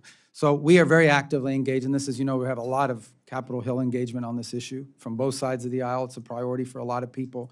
And we don't want to see a situation where any of them are being forced back into Afghanistan, because that's just clearly not an option for some of them. The case of relatives of American citizens, I think, is a separate case in the sense that they have ties to the United States. And so that process, the processing is still ongoing in terms of the applications, the background checks, and the vetting and so forth. We're obviously operating right now under a directive that prohibits the entry of Afghans into the United States, but that could change at some point, and that we would be able to facilitate some of those. But that issue right now is we're just trying to find more countries that will step forward and being able to assume. In some cases, it might be 200. In some cases, they might be able to take 150, 300, but give them some options other than just those two that you've just outlined. Can you rule out third country options, especially DRC? You mentioned earlier that the State Department won't deport people to conflict zones. Can you rule that out going forward? You mean rule out the DRC? Yes. Well, ultimately, these people would have to agree that they're going to go to DRC as well, because that's what we want to do, is give them 7 or 8 options rather than 1 or 2. And I imagine if we can find more options for them, and there are some countries. Look, I think the problem is not that I'm trying to, we could probably talk to your staff about it. A lot of these countries are in nascent talks with us about their willingness to assume some of these people, but they don't want me announcing it at a hearing, because then they have, newspaper and media going crazy in their country about what does this all mean. But I can tell you that I know of at least 5 other countries that we have spoken to get these people more than just 5 options, maybe 5 or 6 or 7. Are they conflict zones? Can we rule out deporting people to conflict zones? Well, I don't remember all 5 or 6 of them, but I don't think that any of them would be conflict zones, is my recollection. Thank you. At the same time, we are stranding our Afghan allies. We are rolling out the red carpet for white Afrikaners from South Africa, even though we've completely stopped resettlement of other vetted refugees. The president recently approved 17,500 spots for Afrikaners and none for any other refugee from anywhere else in the world. Can I ask what your standards and justification for issuing only refugee slots for them? Well, first of all, the United States, over the last 4 years before the president returned to office, assumed upwards of 15 to 20 million people that entered our country through a variety of methods. So our immigration policies must always ultimately be geared by the national interest of the United States. And in an era where we're already dealing with 15 to 20 million people that have entered the country in a mass migration event in such a short period of time, adding to that number in the short term would make no sense, in our view, from the national interest, hence the freeze on refugee admission. The case you point to is a very specific one, probably a time-limited one, and that is we have gauged that there is real interest from a unique subset of people in South Africa who would be interested to coming in the United States and who we assess have a high likelihood of rapid assimilation and success in our society, and hence this program was created. Now, that's not a program that's going to exist in perpetuity. It's a program that's designed to the fact that we are seeing the demand. We are seeing applications from South Africa of people willing to enter the United States, and we think this is a group of potential refugees. So our that very quick- Afghan allies are refugees. They have been vetted, 1,100 versus this new 17,000. But it's more than just vetting. We're also trying to determine, again, this is the immigration policy of the United States. Like everything we do has to be geared by the national interest. And it is in our national interest, if we are allowing people to enter our country, be people that can quickly assimilate into society and be successful. And Why not become can't public they charges. assimilate into society? Yeah, a background check is I've been not to the their same as centers in my district in Queens. Well, They have assimilated and contribute and pay taxes. Yeah, but we've already assumed a lot of Afghan refugees. As you said, you have them in your district. We've already assumed a large number in the past. The point is that the general policy has been to limit the entry of refugees from all over the world and then to create the special track because of a unique circumstance in the short term of a high demand from a number of immigrants that we have determined if they pass the vetting and the checking, we very quickly assimilate and contribute to our society. That's what by the way, that's what our immigration policy should always be about, is what's good for the country. I think it's important for America to our global allies, to people who we made a promise to. 1,100 versus 17,000, 1,100 vetted allies who already helped this country. I think they should be given consideration and not sent to conflict zones. And I think, Thank you, I I yield don't know back. if, Mr. Secretary, you want to, and you've already answered, do you want to say anything else? No, I mean, we talked about the point in the decision that was made. Yep. Mr. Alford, you're recognized, sir. Well, thank you, Chair. Thank you, Ranking Member and the Ranker for our full committee. I do want to recognize you, Mr. Chairman, for the great work that you've done to help rein in the spending while still protecting America's national security interests around the world. Last year, Chairman Diaz-Balart delivered a 16% reduction from fiscal year 25 enacted levels, nearly $9.3 billion in savings, without compromising support of our closest allies or weakening our posture on the world stage. This fiscal year, the committee built on that success with an additional 6% reduction, cutting another $2.69 billion while still maintaining robust funding for Israel, Taiwan, Jordan, Egypt, and critical Indo-Pacific security programs. These reductions, Mr. Secretary, are only possible because of you and your leadership, which has forced partner nations to shoulder more of the burden and make sure that American taxpayers are no longer footing the bill for countries that refuse to meet their obligations and that really aren't on our side to begin with. And so I salute you. Sir, there is a lot of noise in this world. There's noise out in the hallway. There's noise that we've seen on the back row here. And what I'm about to say is not going to make the news because I used to be in the news. I know what makes the news. It's the clips of the loud people, the Code Pinko people, that want to disrupt and yell hateful things to you, sir. But I want you to know that the vast majority of Americans have a lot of respect for you, have a lot of appreciation for what you're doing. You are a stalwart, a resolute rudder in a sea of chaos. And I just want you to know that we appreciate that. Thank you for the job that you're doing. And I do want to talk about Cuba. Chairman Diaz-Balart brought this up. Is Cuba a threat, and how big of a threat is Cuba to the United States of America? Well, I think the fundamental threat is that they are a, first of all, thanks for your nice comments. I wish they should give you more time, too. I would say that Cuba is two things about Cuba. Number one is it's a failed state. I mean, it really is. I mean, the model that they have economic will never work. And it will never work because the country's no longer even controlled by the government there. I mean, the people are under the control of the government, but the country's under the control of a private, I say private, a military-controlled conglomerate that controls about 70% of the GDP of the country, sitting on $18 billion in assets. None of that money transfers over to the Treasury or to be helpful to the Cuban people in any way. Meanwhile, they have power plants that have been failing because of years and years and years of chronic mismanagement and lack of investment. So on the one hand, you have a country that doesn't have money to buy fuel, and on the other hand, you have a country that is sitting on a military conglomerate that has $18 billion in assets, and none of it transfers over to the Cuban people. A lot of people don't realize it, and they're accountable to no one. They are the ones in ultimate control of the country. So what you have now is a failing system. Frankly, I think since 2001, is that 15% of the population of Cuba has left, some to the United States, many to Spain or other different countries around the world. They've lost a lot of human capital as well. So it's on the verge of being a failed state because of their mismanagement and incompetence. And the last straw was they lost free oil.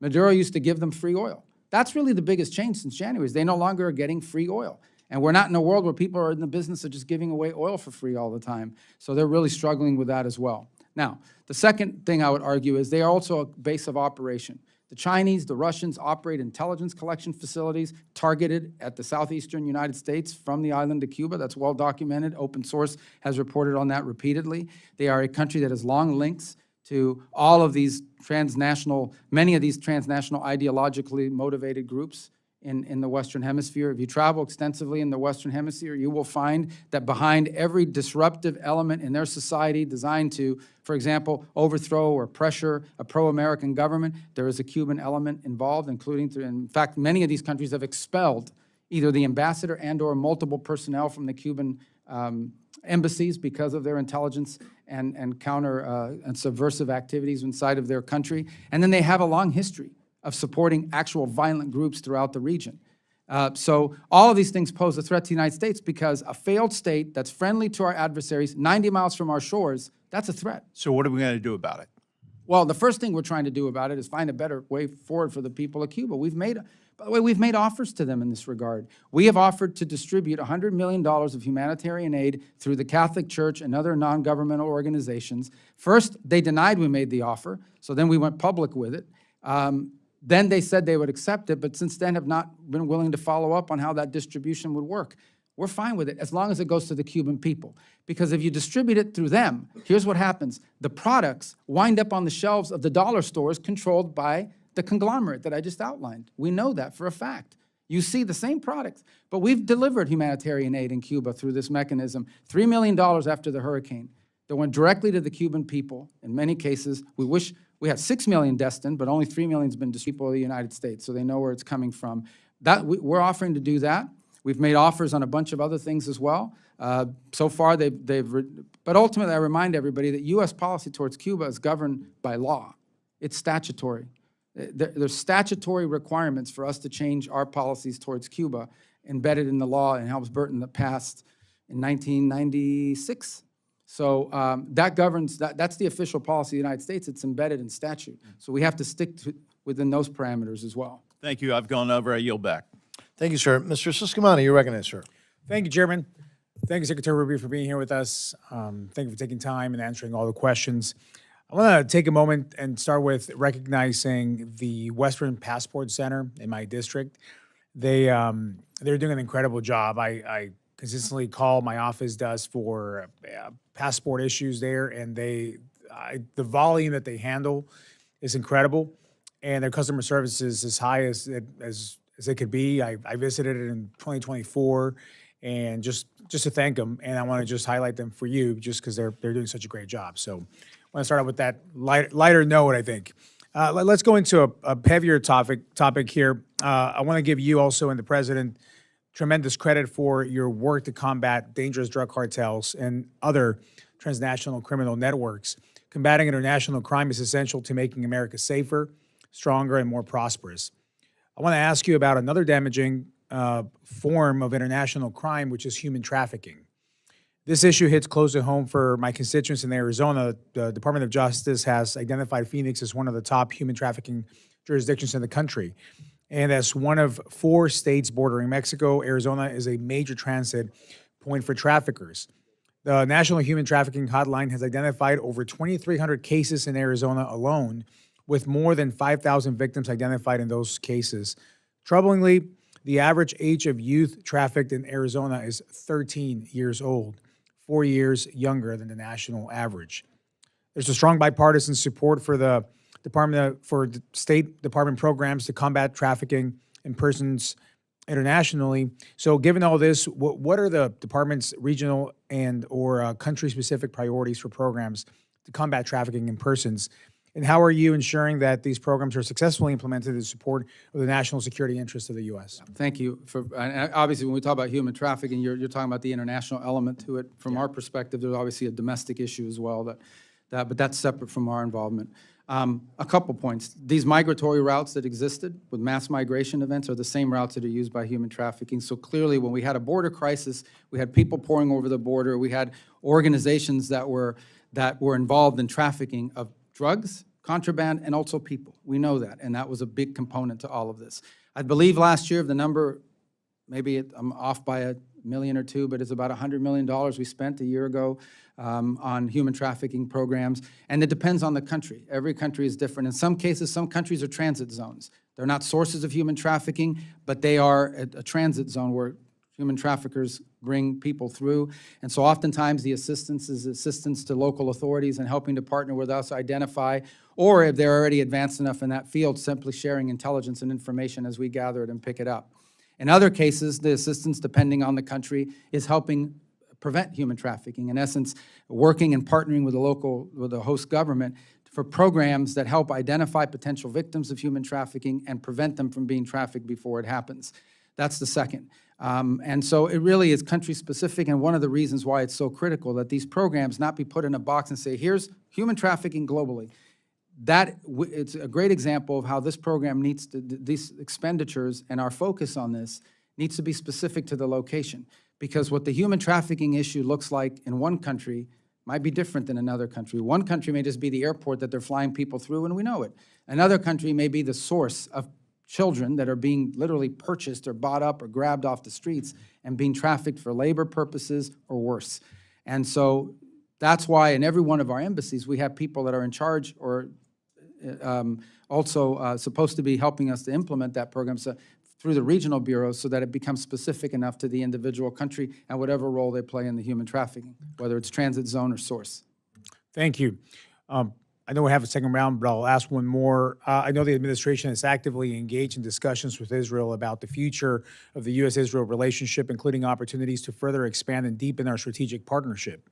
With the current Memorandum of Understanding on Security Assistance set to expire in 2 years, this feels like a real moment to think boldly about how our cooperation can evolve to meet the shared interests and security needs for both of our nations. With that in mind, what's your current state of talks with Israel on the new MOU and the broader future of the relationship, and who in the department is leading those conversations? Well, the conversations have been both with the Department of State and the Department of War. And actually, and I think he has said this publicly now, what Prime Minister Netanyahu and the Israelis have told us is they would like to set up a scenario where they wean off U.S. assistance the way they did with foreign aid about a decade and a half ago. So in essence, they'd like to go from the number they're getting now to slowly less every year until the number hits zero.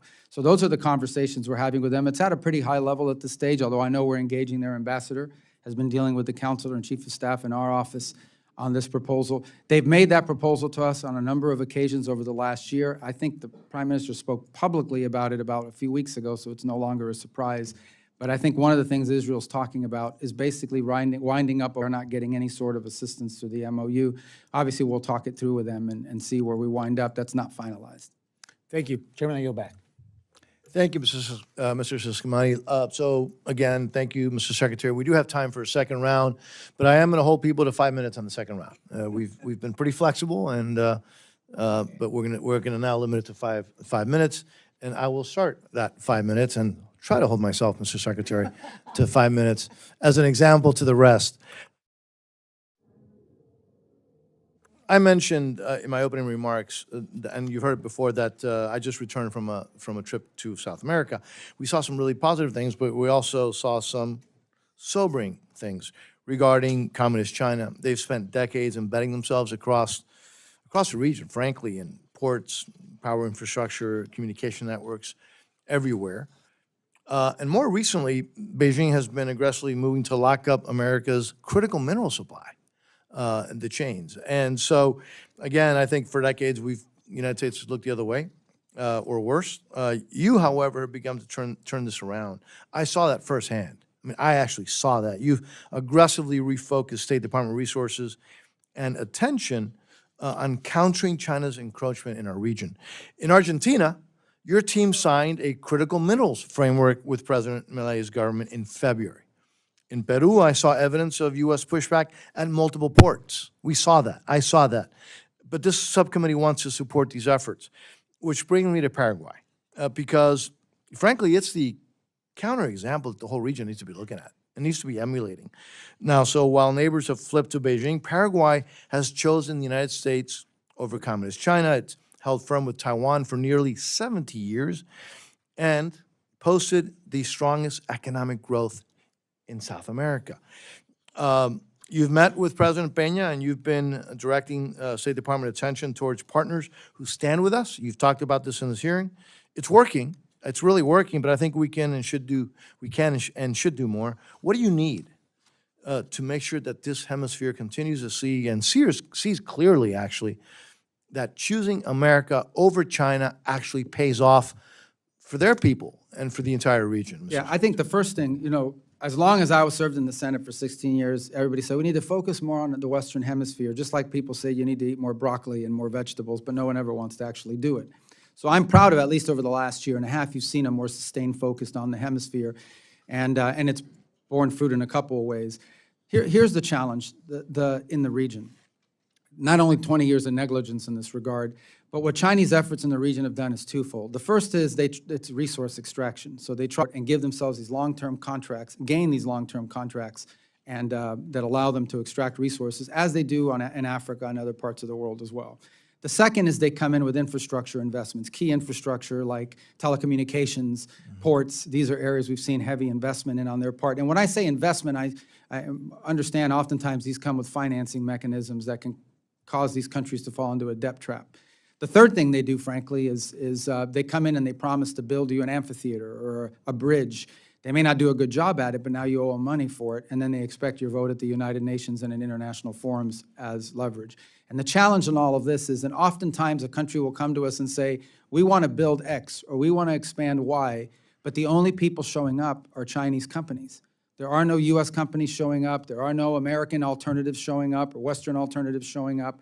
And so part of the challenge that we have is to identify and connect those U.S. alternatives, and not U.S., Western, allied alternatives to what the Chinese are offering, and to make a compelling argument. And this is the important work of our embassies that they've been focused on, and they'll continue to do. So I think continued support for those efforts is important. We have a fund that provides us a little bit of flexibility that we've asked for in our budget requests that will allow us to very quickly act if an opportunity presents itself. And it's not just State Department money. It would allow us to leverage the resources of the Development Finance Corporation in some cases, depending on how the deal works out. But we most definitely want to see alternatives to what the options have been available to these countries in the past have been, in many cases, solely Chinese companies or Chinese-related companies. Yeah, and we heard that everywhere. Now, look, it's going to surprise everybody. I've got 46 seconds, but I'm going to stop now. I know. No, I'm not going to give it to anybody else, the request, but I am going to recognize the ranking member. Thank you, Mr. Secretary, again for being here. I want to talk to you about I'll give you two unhappy questions. I'm unhappy about this.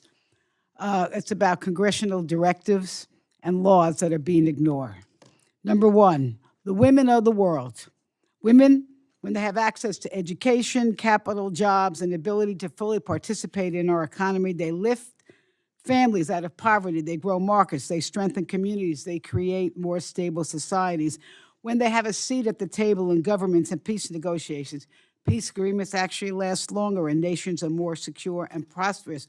We passed two laws. You were the sponsors, I think, of one of them, Women and Peace Security Act of 2017, the Women's Entrepreneurship and Economic Empowerment Act of 2018. And we have not been able to find anything that's being done at the State Department responsible for having these. Can't even believe it.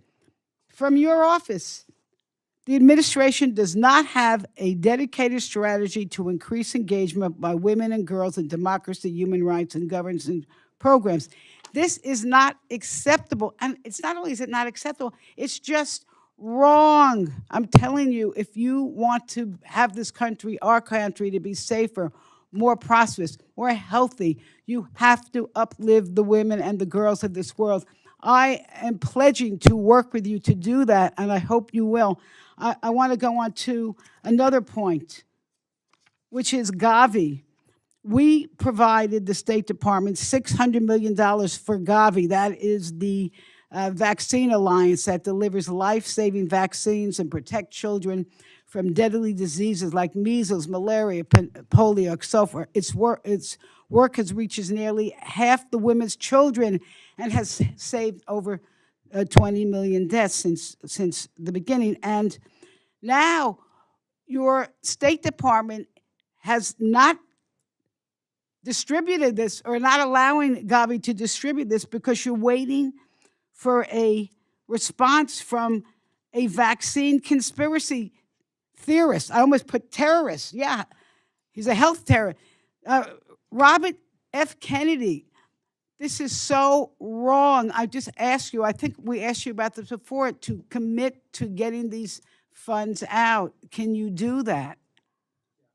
I mean, first of all, I don't think it's fair to call Secretary Kennedy a terrorist. I mean, he has strong views on health issues, and you may not agree with them, but I think by and large, he's also made a positive contribution to this administration in a variety of fields, whether you agree with it or not. That's, I Okay, agree well, with it anyway, regardless. listen, you know what, But let me talk about Gavi in specific. As you understand, that obviously that's been largely a State Department prerogative. In the past, at the direction of the President, we've allowed Secretary Kennedy, we've worked with Secretary Kennedy on his input to get reforms from Gavi. He wants reforms from the organization, and we've been supportive in pushing those reforms.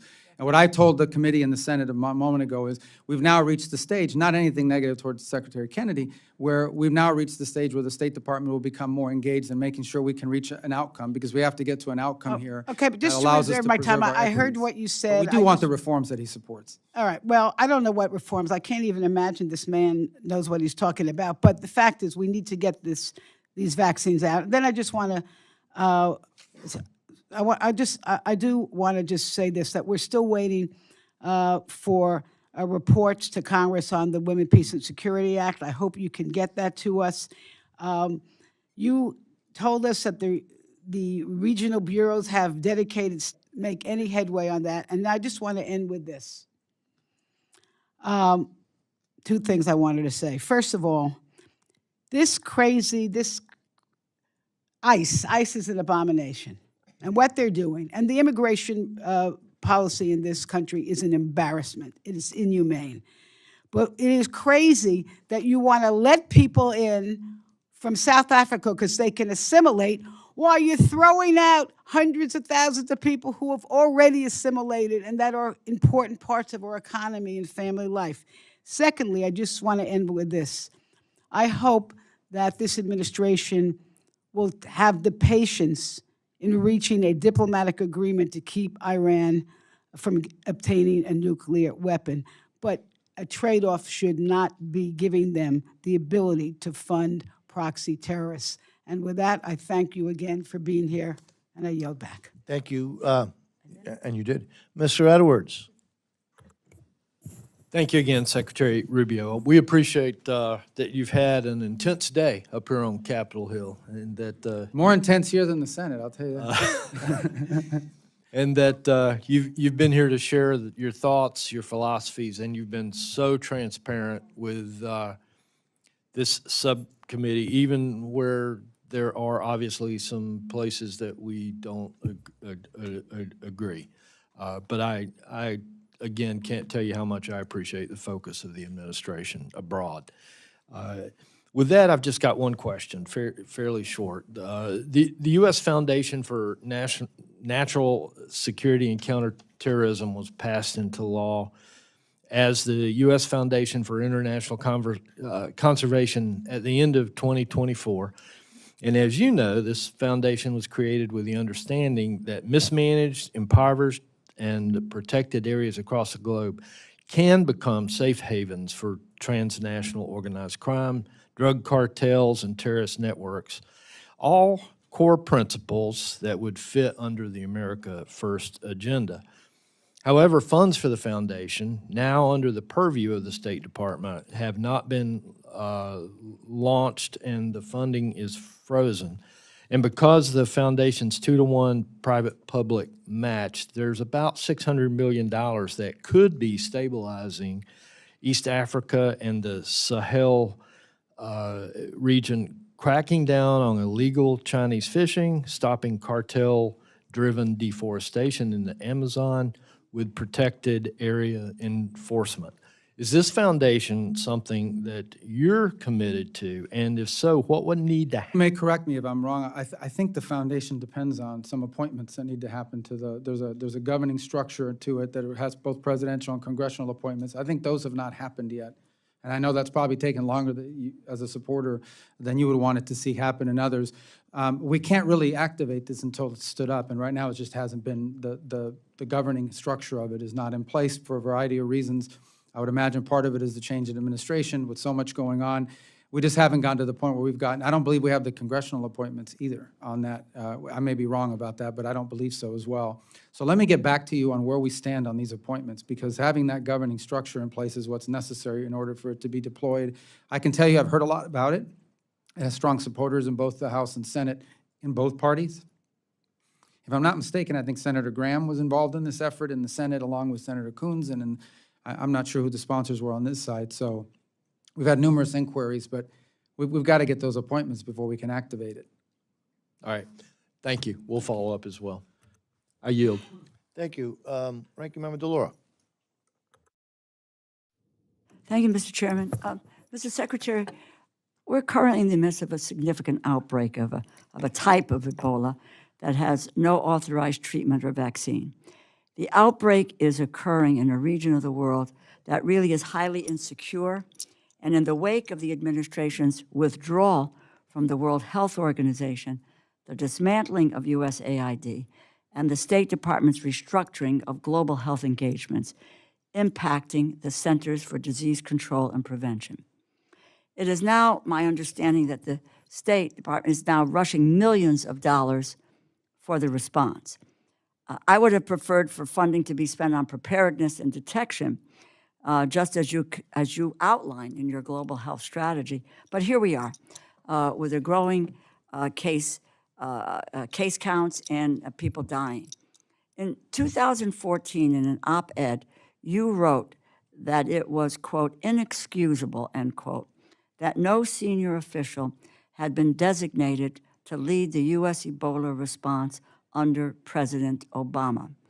And today, there is no single designated lead. And the senior National Security Council position responsible for coordinating infectious disease and biosecurity is vacant. Mr. Secretary, who is in charge of the Ebola response, and how is that different from what you called inexcusable in 2014? Well, it's different in a couple ways. First of all, our response has actually been faster than the response in 2014, both in the ability to first and then get back to the first. We are, at this time, it's an interagency process in which multiple agencies are involved in this response. The U.S. State Department's taking a lead in some aspects of it, but even Department of War is involved in the sense of flowing, for example, the standing up of this clinic, this observation post in Kenya that will allow us to observe exposed Americans or suspected exposures for 21 days. If they are infected, those Americans will be transported to a treatment facility somewhere in Europe or maybe stateside. If after 21 days are not infected, they continue home. We're standing up that facility. But we flowed, I believe, well over $200 million to partners in this response. This is not a scramble. This is something that broke out in a rural area of a war-torn country and was underreported for over a month. not because of anything other than the fact that it was in a rural area in a war-torn country that was highly unstable. And on your first point about who's in charge, one of the things that's being discussed in the interagency is whether we need to stand up a specific individuals for this specific case.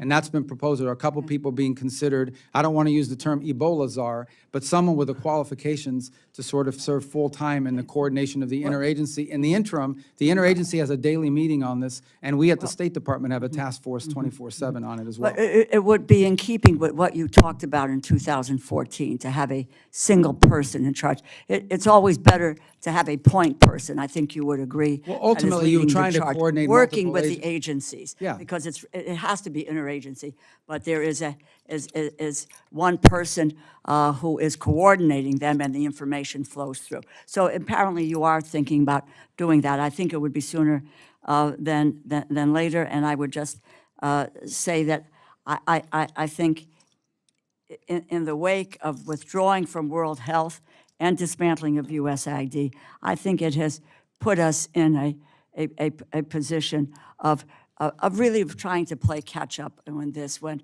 because we should have learned from 2014. Let me just, last year you testified that, quote, "no children are dying on my watch," end quote.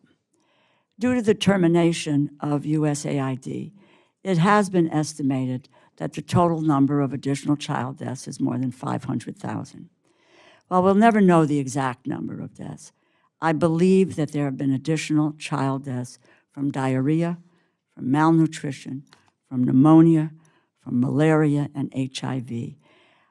I would hope that we would really not accept the consequences of the termination of these programs, because it is unacceptable to see that kind of death and destruction, but that we will have learned the apparatus to be in place that help us to prevent these illnesses and be able to respond rapidly, so that we can be in the position of the United States of preventing death, particularly amongst the children of the world.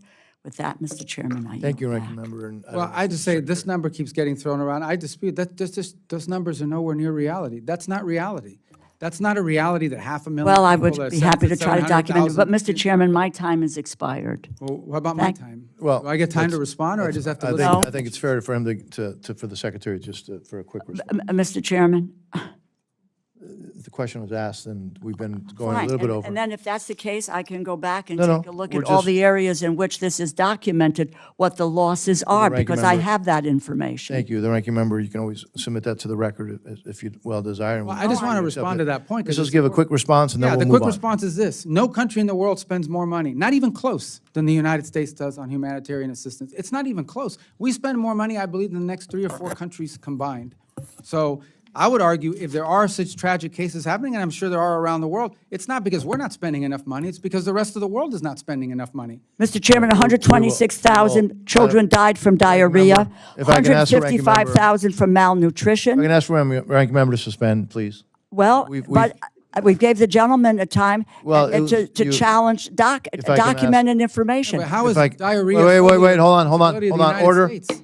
because the programs that deal The with ranking that member- have been the dismantled. We ranking spend more member- money than I anybody hear else. you, Mr. Chairman, Thank and you. I want to be Thank you. responsive. I Thank you. yielded, I ended at my 5 minutes. We will continue. I ended with my 5 You got your questions. The Secretary, I think, answered it. Now we will go to Doing a lot in this area with PAC Silica, Quad Critical Minerals Initials Framework.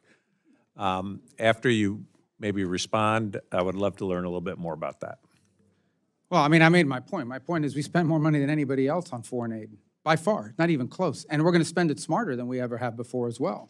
I mean, part of these health compacts, 32 countries around the world have signed compacts with us that will allow us not just to deal with the acute cases that are occurring, but actually strengthen the health programs of these countries so that they become self-sustaining over time. Some will get there in 5 years, some may take 10. But all these countries love these MOUs because we're building their domestic capabilities to address these challenges.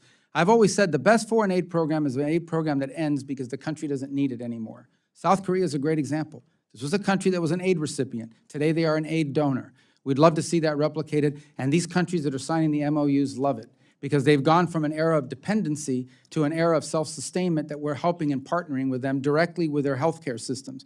We're not just standing up NGOs that come in from abroad and go into the country and tell them this is what you need to be doing. We are empowering the national health agencies of our partner nations so they can deal with this. Now, on the issue of critical minerals, look, it's an issue of global consensus now.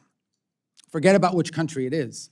It is not healthy for the global economy, and frankly, it is dangerous for national security and the security of the world to depend on any single country for 90% of anything that's critical to your industrial base, your defense base, your technology base. And so I think we hosted Pax Silica, which you mentioned, is a great conglomerate of countries that have signed and cooperating on protecting particularly the supply chains related to artificial intelligence and development in that field, as well as hopefully standards that go associated with it. In the field of critical minerals, we had a ministerial, I don't remember, but March or April this year, earlier this year, we had 36 or more countries attend the critical minerals ministerial. And every country you go into today, and at every embassy around the world, critical minerals are a key component of our diplomacy. Not just the access to the raw materials, but the ability to process those materials into a usable product that are critical. And obviously, we are doing that overlaid with a mapping of our vulnerabilities. And I don't say our vulnerabilities. These are the vulnerabilities of Japan, the vulnerabilities of South Korea, the vulnerabilities of the majority of Europe, and frankly, of the world. We simply have a hyper-concentration of whether it's critical minerals or you could add pharmaceuticals to that, concentrated in the hands of one country. And it leaves us dangerously dependent and cannot continue. And dangerously dependent because you can be cut off in a crisis, you can be cut off in a contingency in which they use it against you for leverage. So it's an all-hands-on-deck approach, and I would say almost anywhere you travel in the world, you will find, if you interact with our embassy, that critical minerals and critical mineral agreements and critical mineral cooperation has become central and core focus of our economic diplomacy around the world. Wanted to just follow up on a little bit of a separate issue, but it's something that I know you think about. When you think about Haiti and all they've been through, what more can the administration do? What more can Congress do? What ways does the international community need to step up? Well, on Haiti, we have this gang suppression force which replaced the MSS that was standing there. It'll come at a fraction of the cost to the U.S., about 100-something million versus 800 or 900 million, because other countries have stepped up and donated to it. The force is actually over-recruited. The number of commitments we have for the force is larger than the number of slots we needed available. And the core of it is this. These gangs won't just sit back, these groups won't just sit back and watch gangs operate. This international security force that will be there will be on the ground to take and hold territory from the gangs so that the government can gain in strength, hopefully be able to have an election, but also take back their economic vibrancy. This is an effort that was endorsed at the United Nations. It took a lot of work at the United Nations to get it approved, so that's what's opened the door for all these countries to join it. It's going to be a challenge. Haiti's a very big challenge, but this is the best plan we've had in a long time to address it. It has the support of the international community, not just rhetorical support, but monetary support and troop contributions and police contributions. And we hope it's successful. It has to be successful because there is no plan B at this point. Thank you, Mr. Chairman. I yield back. Thank you very much. Ms. Mang, you're recognized. Thank you, Mr. Chairman. Mr. Secretary, this administration has claimed to prioritize curbing waste, fraud, and abuse. But in this department, you've overseen the destruction of over $8 million worth of birth control bought by U.S. taxpayers, even though many organizations have already offered to buy and to distribute them. These are the same birth control methods used by millions of women and girls here in the U.S. If distributed, they could have prevented an estimated 110,000 unsafe abortions and the death of over 700 moms. Your department is attacking them. Earlier this year, 66 of my colleagues and I sent you a letter in January asking about the status of these supplies, but we never got an answer. Secretary Rubio, what is the status of these birth control supplies? We're operating under executive directive not to participate in these programs internationally. The United States is not going to fund this internationally. It's as simple as that. I mean, that's what's happening. But these products already exist. How much have taxpayers spent to keep them in warehouses instead of distributing them? Well, I don't know what it costs to store them in the warehouses per se. I think some of them, as you pointed out, have been disposed of. We're not going to use them. The government of the United States is not going to be involved in distributing contraceptive and all these other things around the world. And that's a directive we're operating under from the executive order, and that's not where we're going to prioritize our funding. Okay, these supplies are not damaged, expired, or destroyed. Do you have any issues with them being distributed? We're going to follow the directives that are in place. I have an issue in us being involved in that. That is not what foreign aid in the United States is supposed to be paying for. To be honest, it's not. Foreign aid of the United States should be to advance the national interest of our country, and that's what we're going to focus our resources on. And I know there'll be disagreement. People are, making noises in the background here, but here's the bottom line. Well, look, at the end of the day, that is the policy of this administration, and we're going to execute on that policy. Our foreign aid is going to be about advancing the national interest of the United States. And we don't view that this is in the national interest of the United States. We don't know what core national interest of the U.S. do these programs advance for us. We're not just making noises. We're concerned about preventable deaths and life-saving measures for women, for girls, for I understand, but this at an internet, again, the United States, there are a lot of worthy causes and worthy endeavors around the world. The United States government is not a charitable but not women and organization. girls around the world. No, of course women and girls. And every one of our programs, every one of our programs that have to do with foreign aid, be it our work with the Global Fund, be it our work with PEPFAR, be it our work with these MOUs that we have in place on fund, every single one of these involves, I would say in some cases, more women, girls, and children than they do adult males because of the nature of the aid that we're providing. But you're asking about a very specific type of aid. If I could ask, in March, the New York Times reported that Ken Jackson, a senior State Department health official at the time, wrote a memo to OMB Director Vogt on these supplies, including the option to distribute them. To your knowledge, did Mr. Vogt receive this memo, and did he have anything to do with these decisions? I don't remember that article that you're pointing to or the memo in specific that Do you're you talking know if about. Mr. Vogt had anything to do with the decisions about Well, these we always, supplies? as you guys know, the role that OMB plays, they issue directives on spending to the agencies. That's the role they've always played. That includes in the formulation of the budget we've presented to you. I can't speak specifically about whether he saw that memo or whether someone in his office addressed it. So, I mean, Mr. Secretary, you were here in Congress before. You know that for over 6 decades, in a bipartisan way, the U.S. has supported these international family planning programs. They have saved the lives of tens of thousands of women and girls for pennies on the dollar.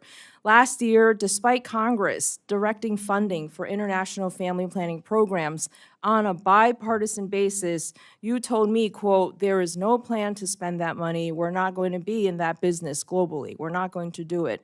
Just earlier this year, Congress again funded these programs.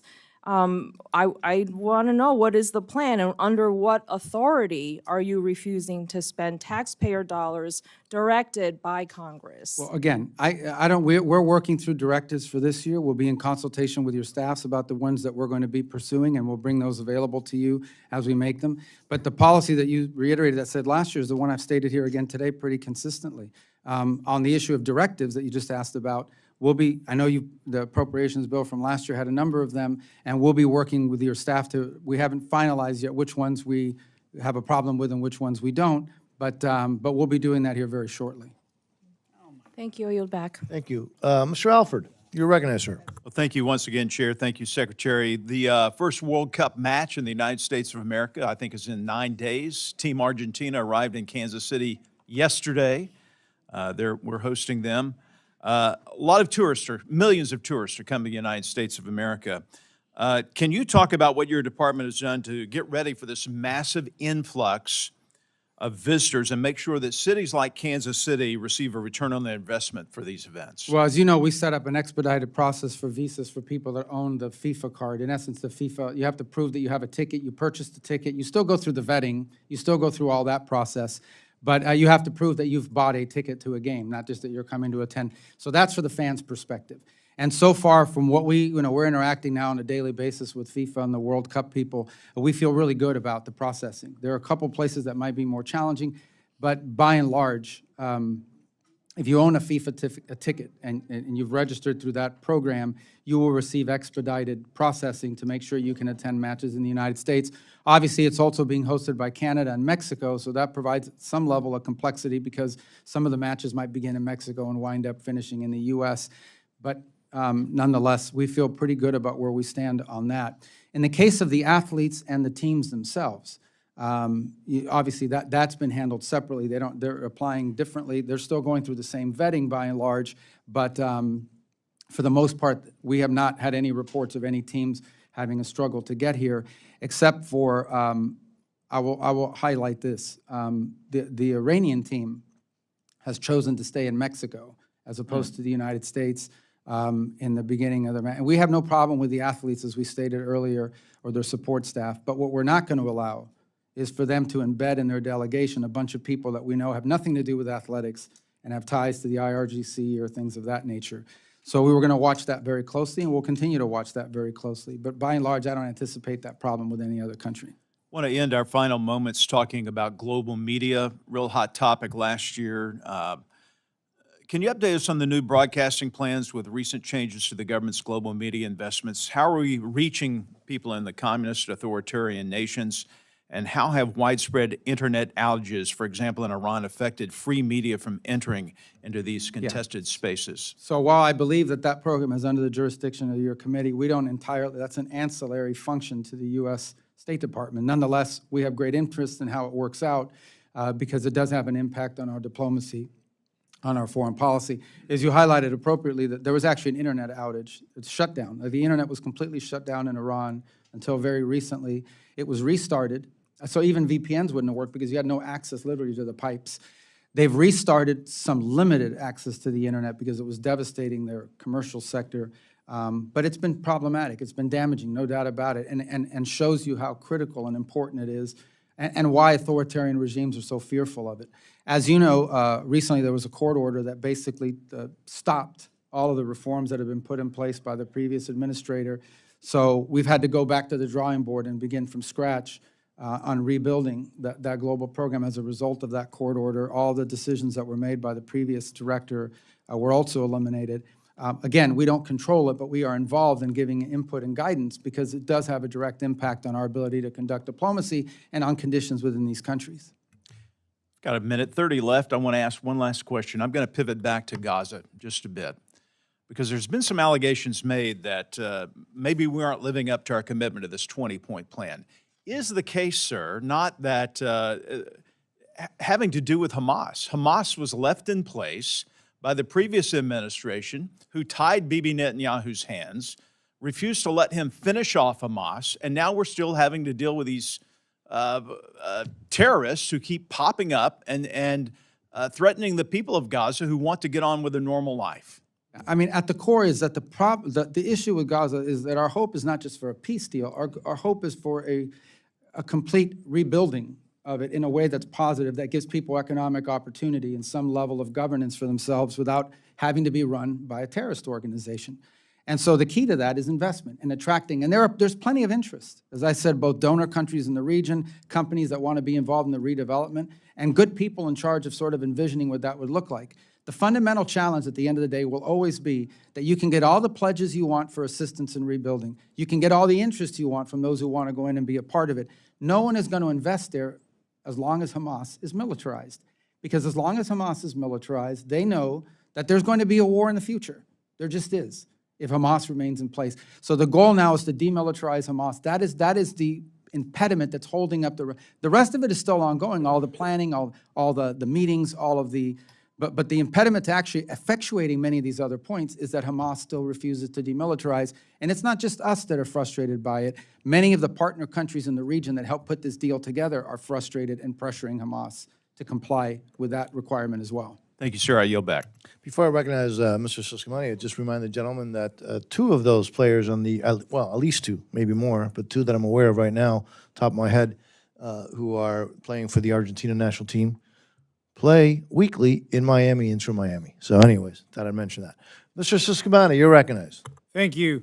Mr. Secretary, everyone here on the panel has welcomed you, and thank you for being here. I'm not sure that our welcoming nature is totally reflected on the 60-degree AC setting in this room. It's freezing, at least for an Arizonan or a Floridian. Maybe in the hot seat it's not, but over here it's felt pretty cold. But I do wish to end with more on the warm side of things. And it's been said already by the chairman and some of my colleagues here on the critical mineral side of things. The backbone of our defense system, this is more a statement than the question, because I know you've answered it already, but I want to agree with you on this. Energy infrastructure and the emerging technologies right now, China dominates the global supply chain for many of them, and you address that. This is a serious national security vulnerability. And in Arizona specifically, we play a major role in solution. My state produces nearly 70% of the U.S. copper and has significant untapped critical mineral deposits that could meaningfully reduce our dependence on foreign supply chains.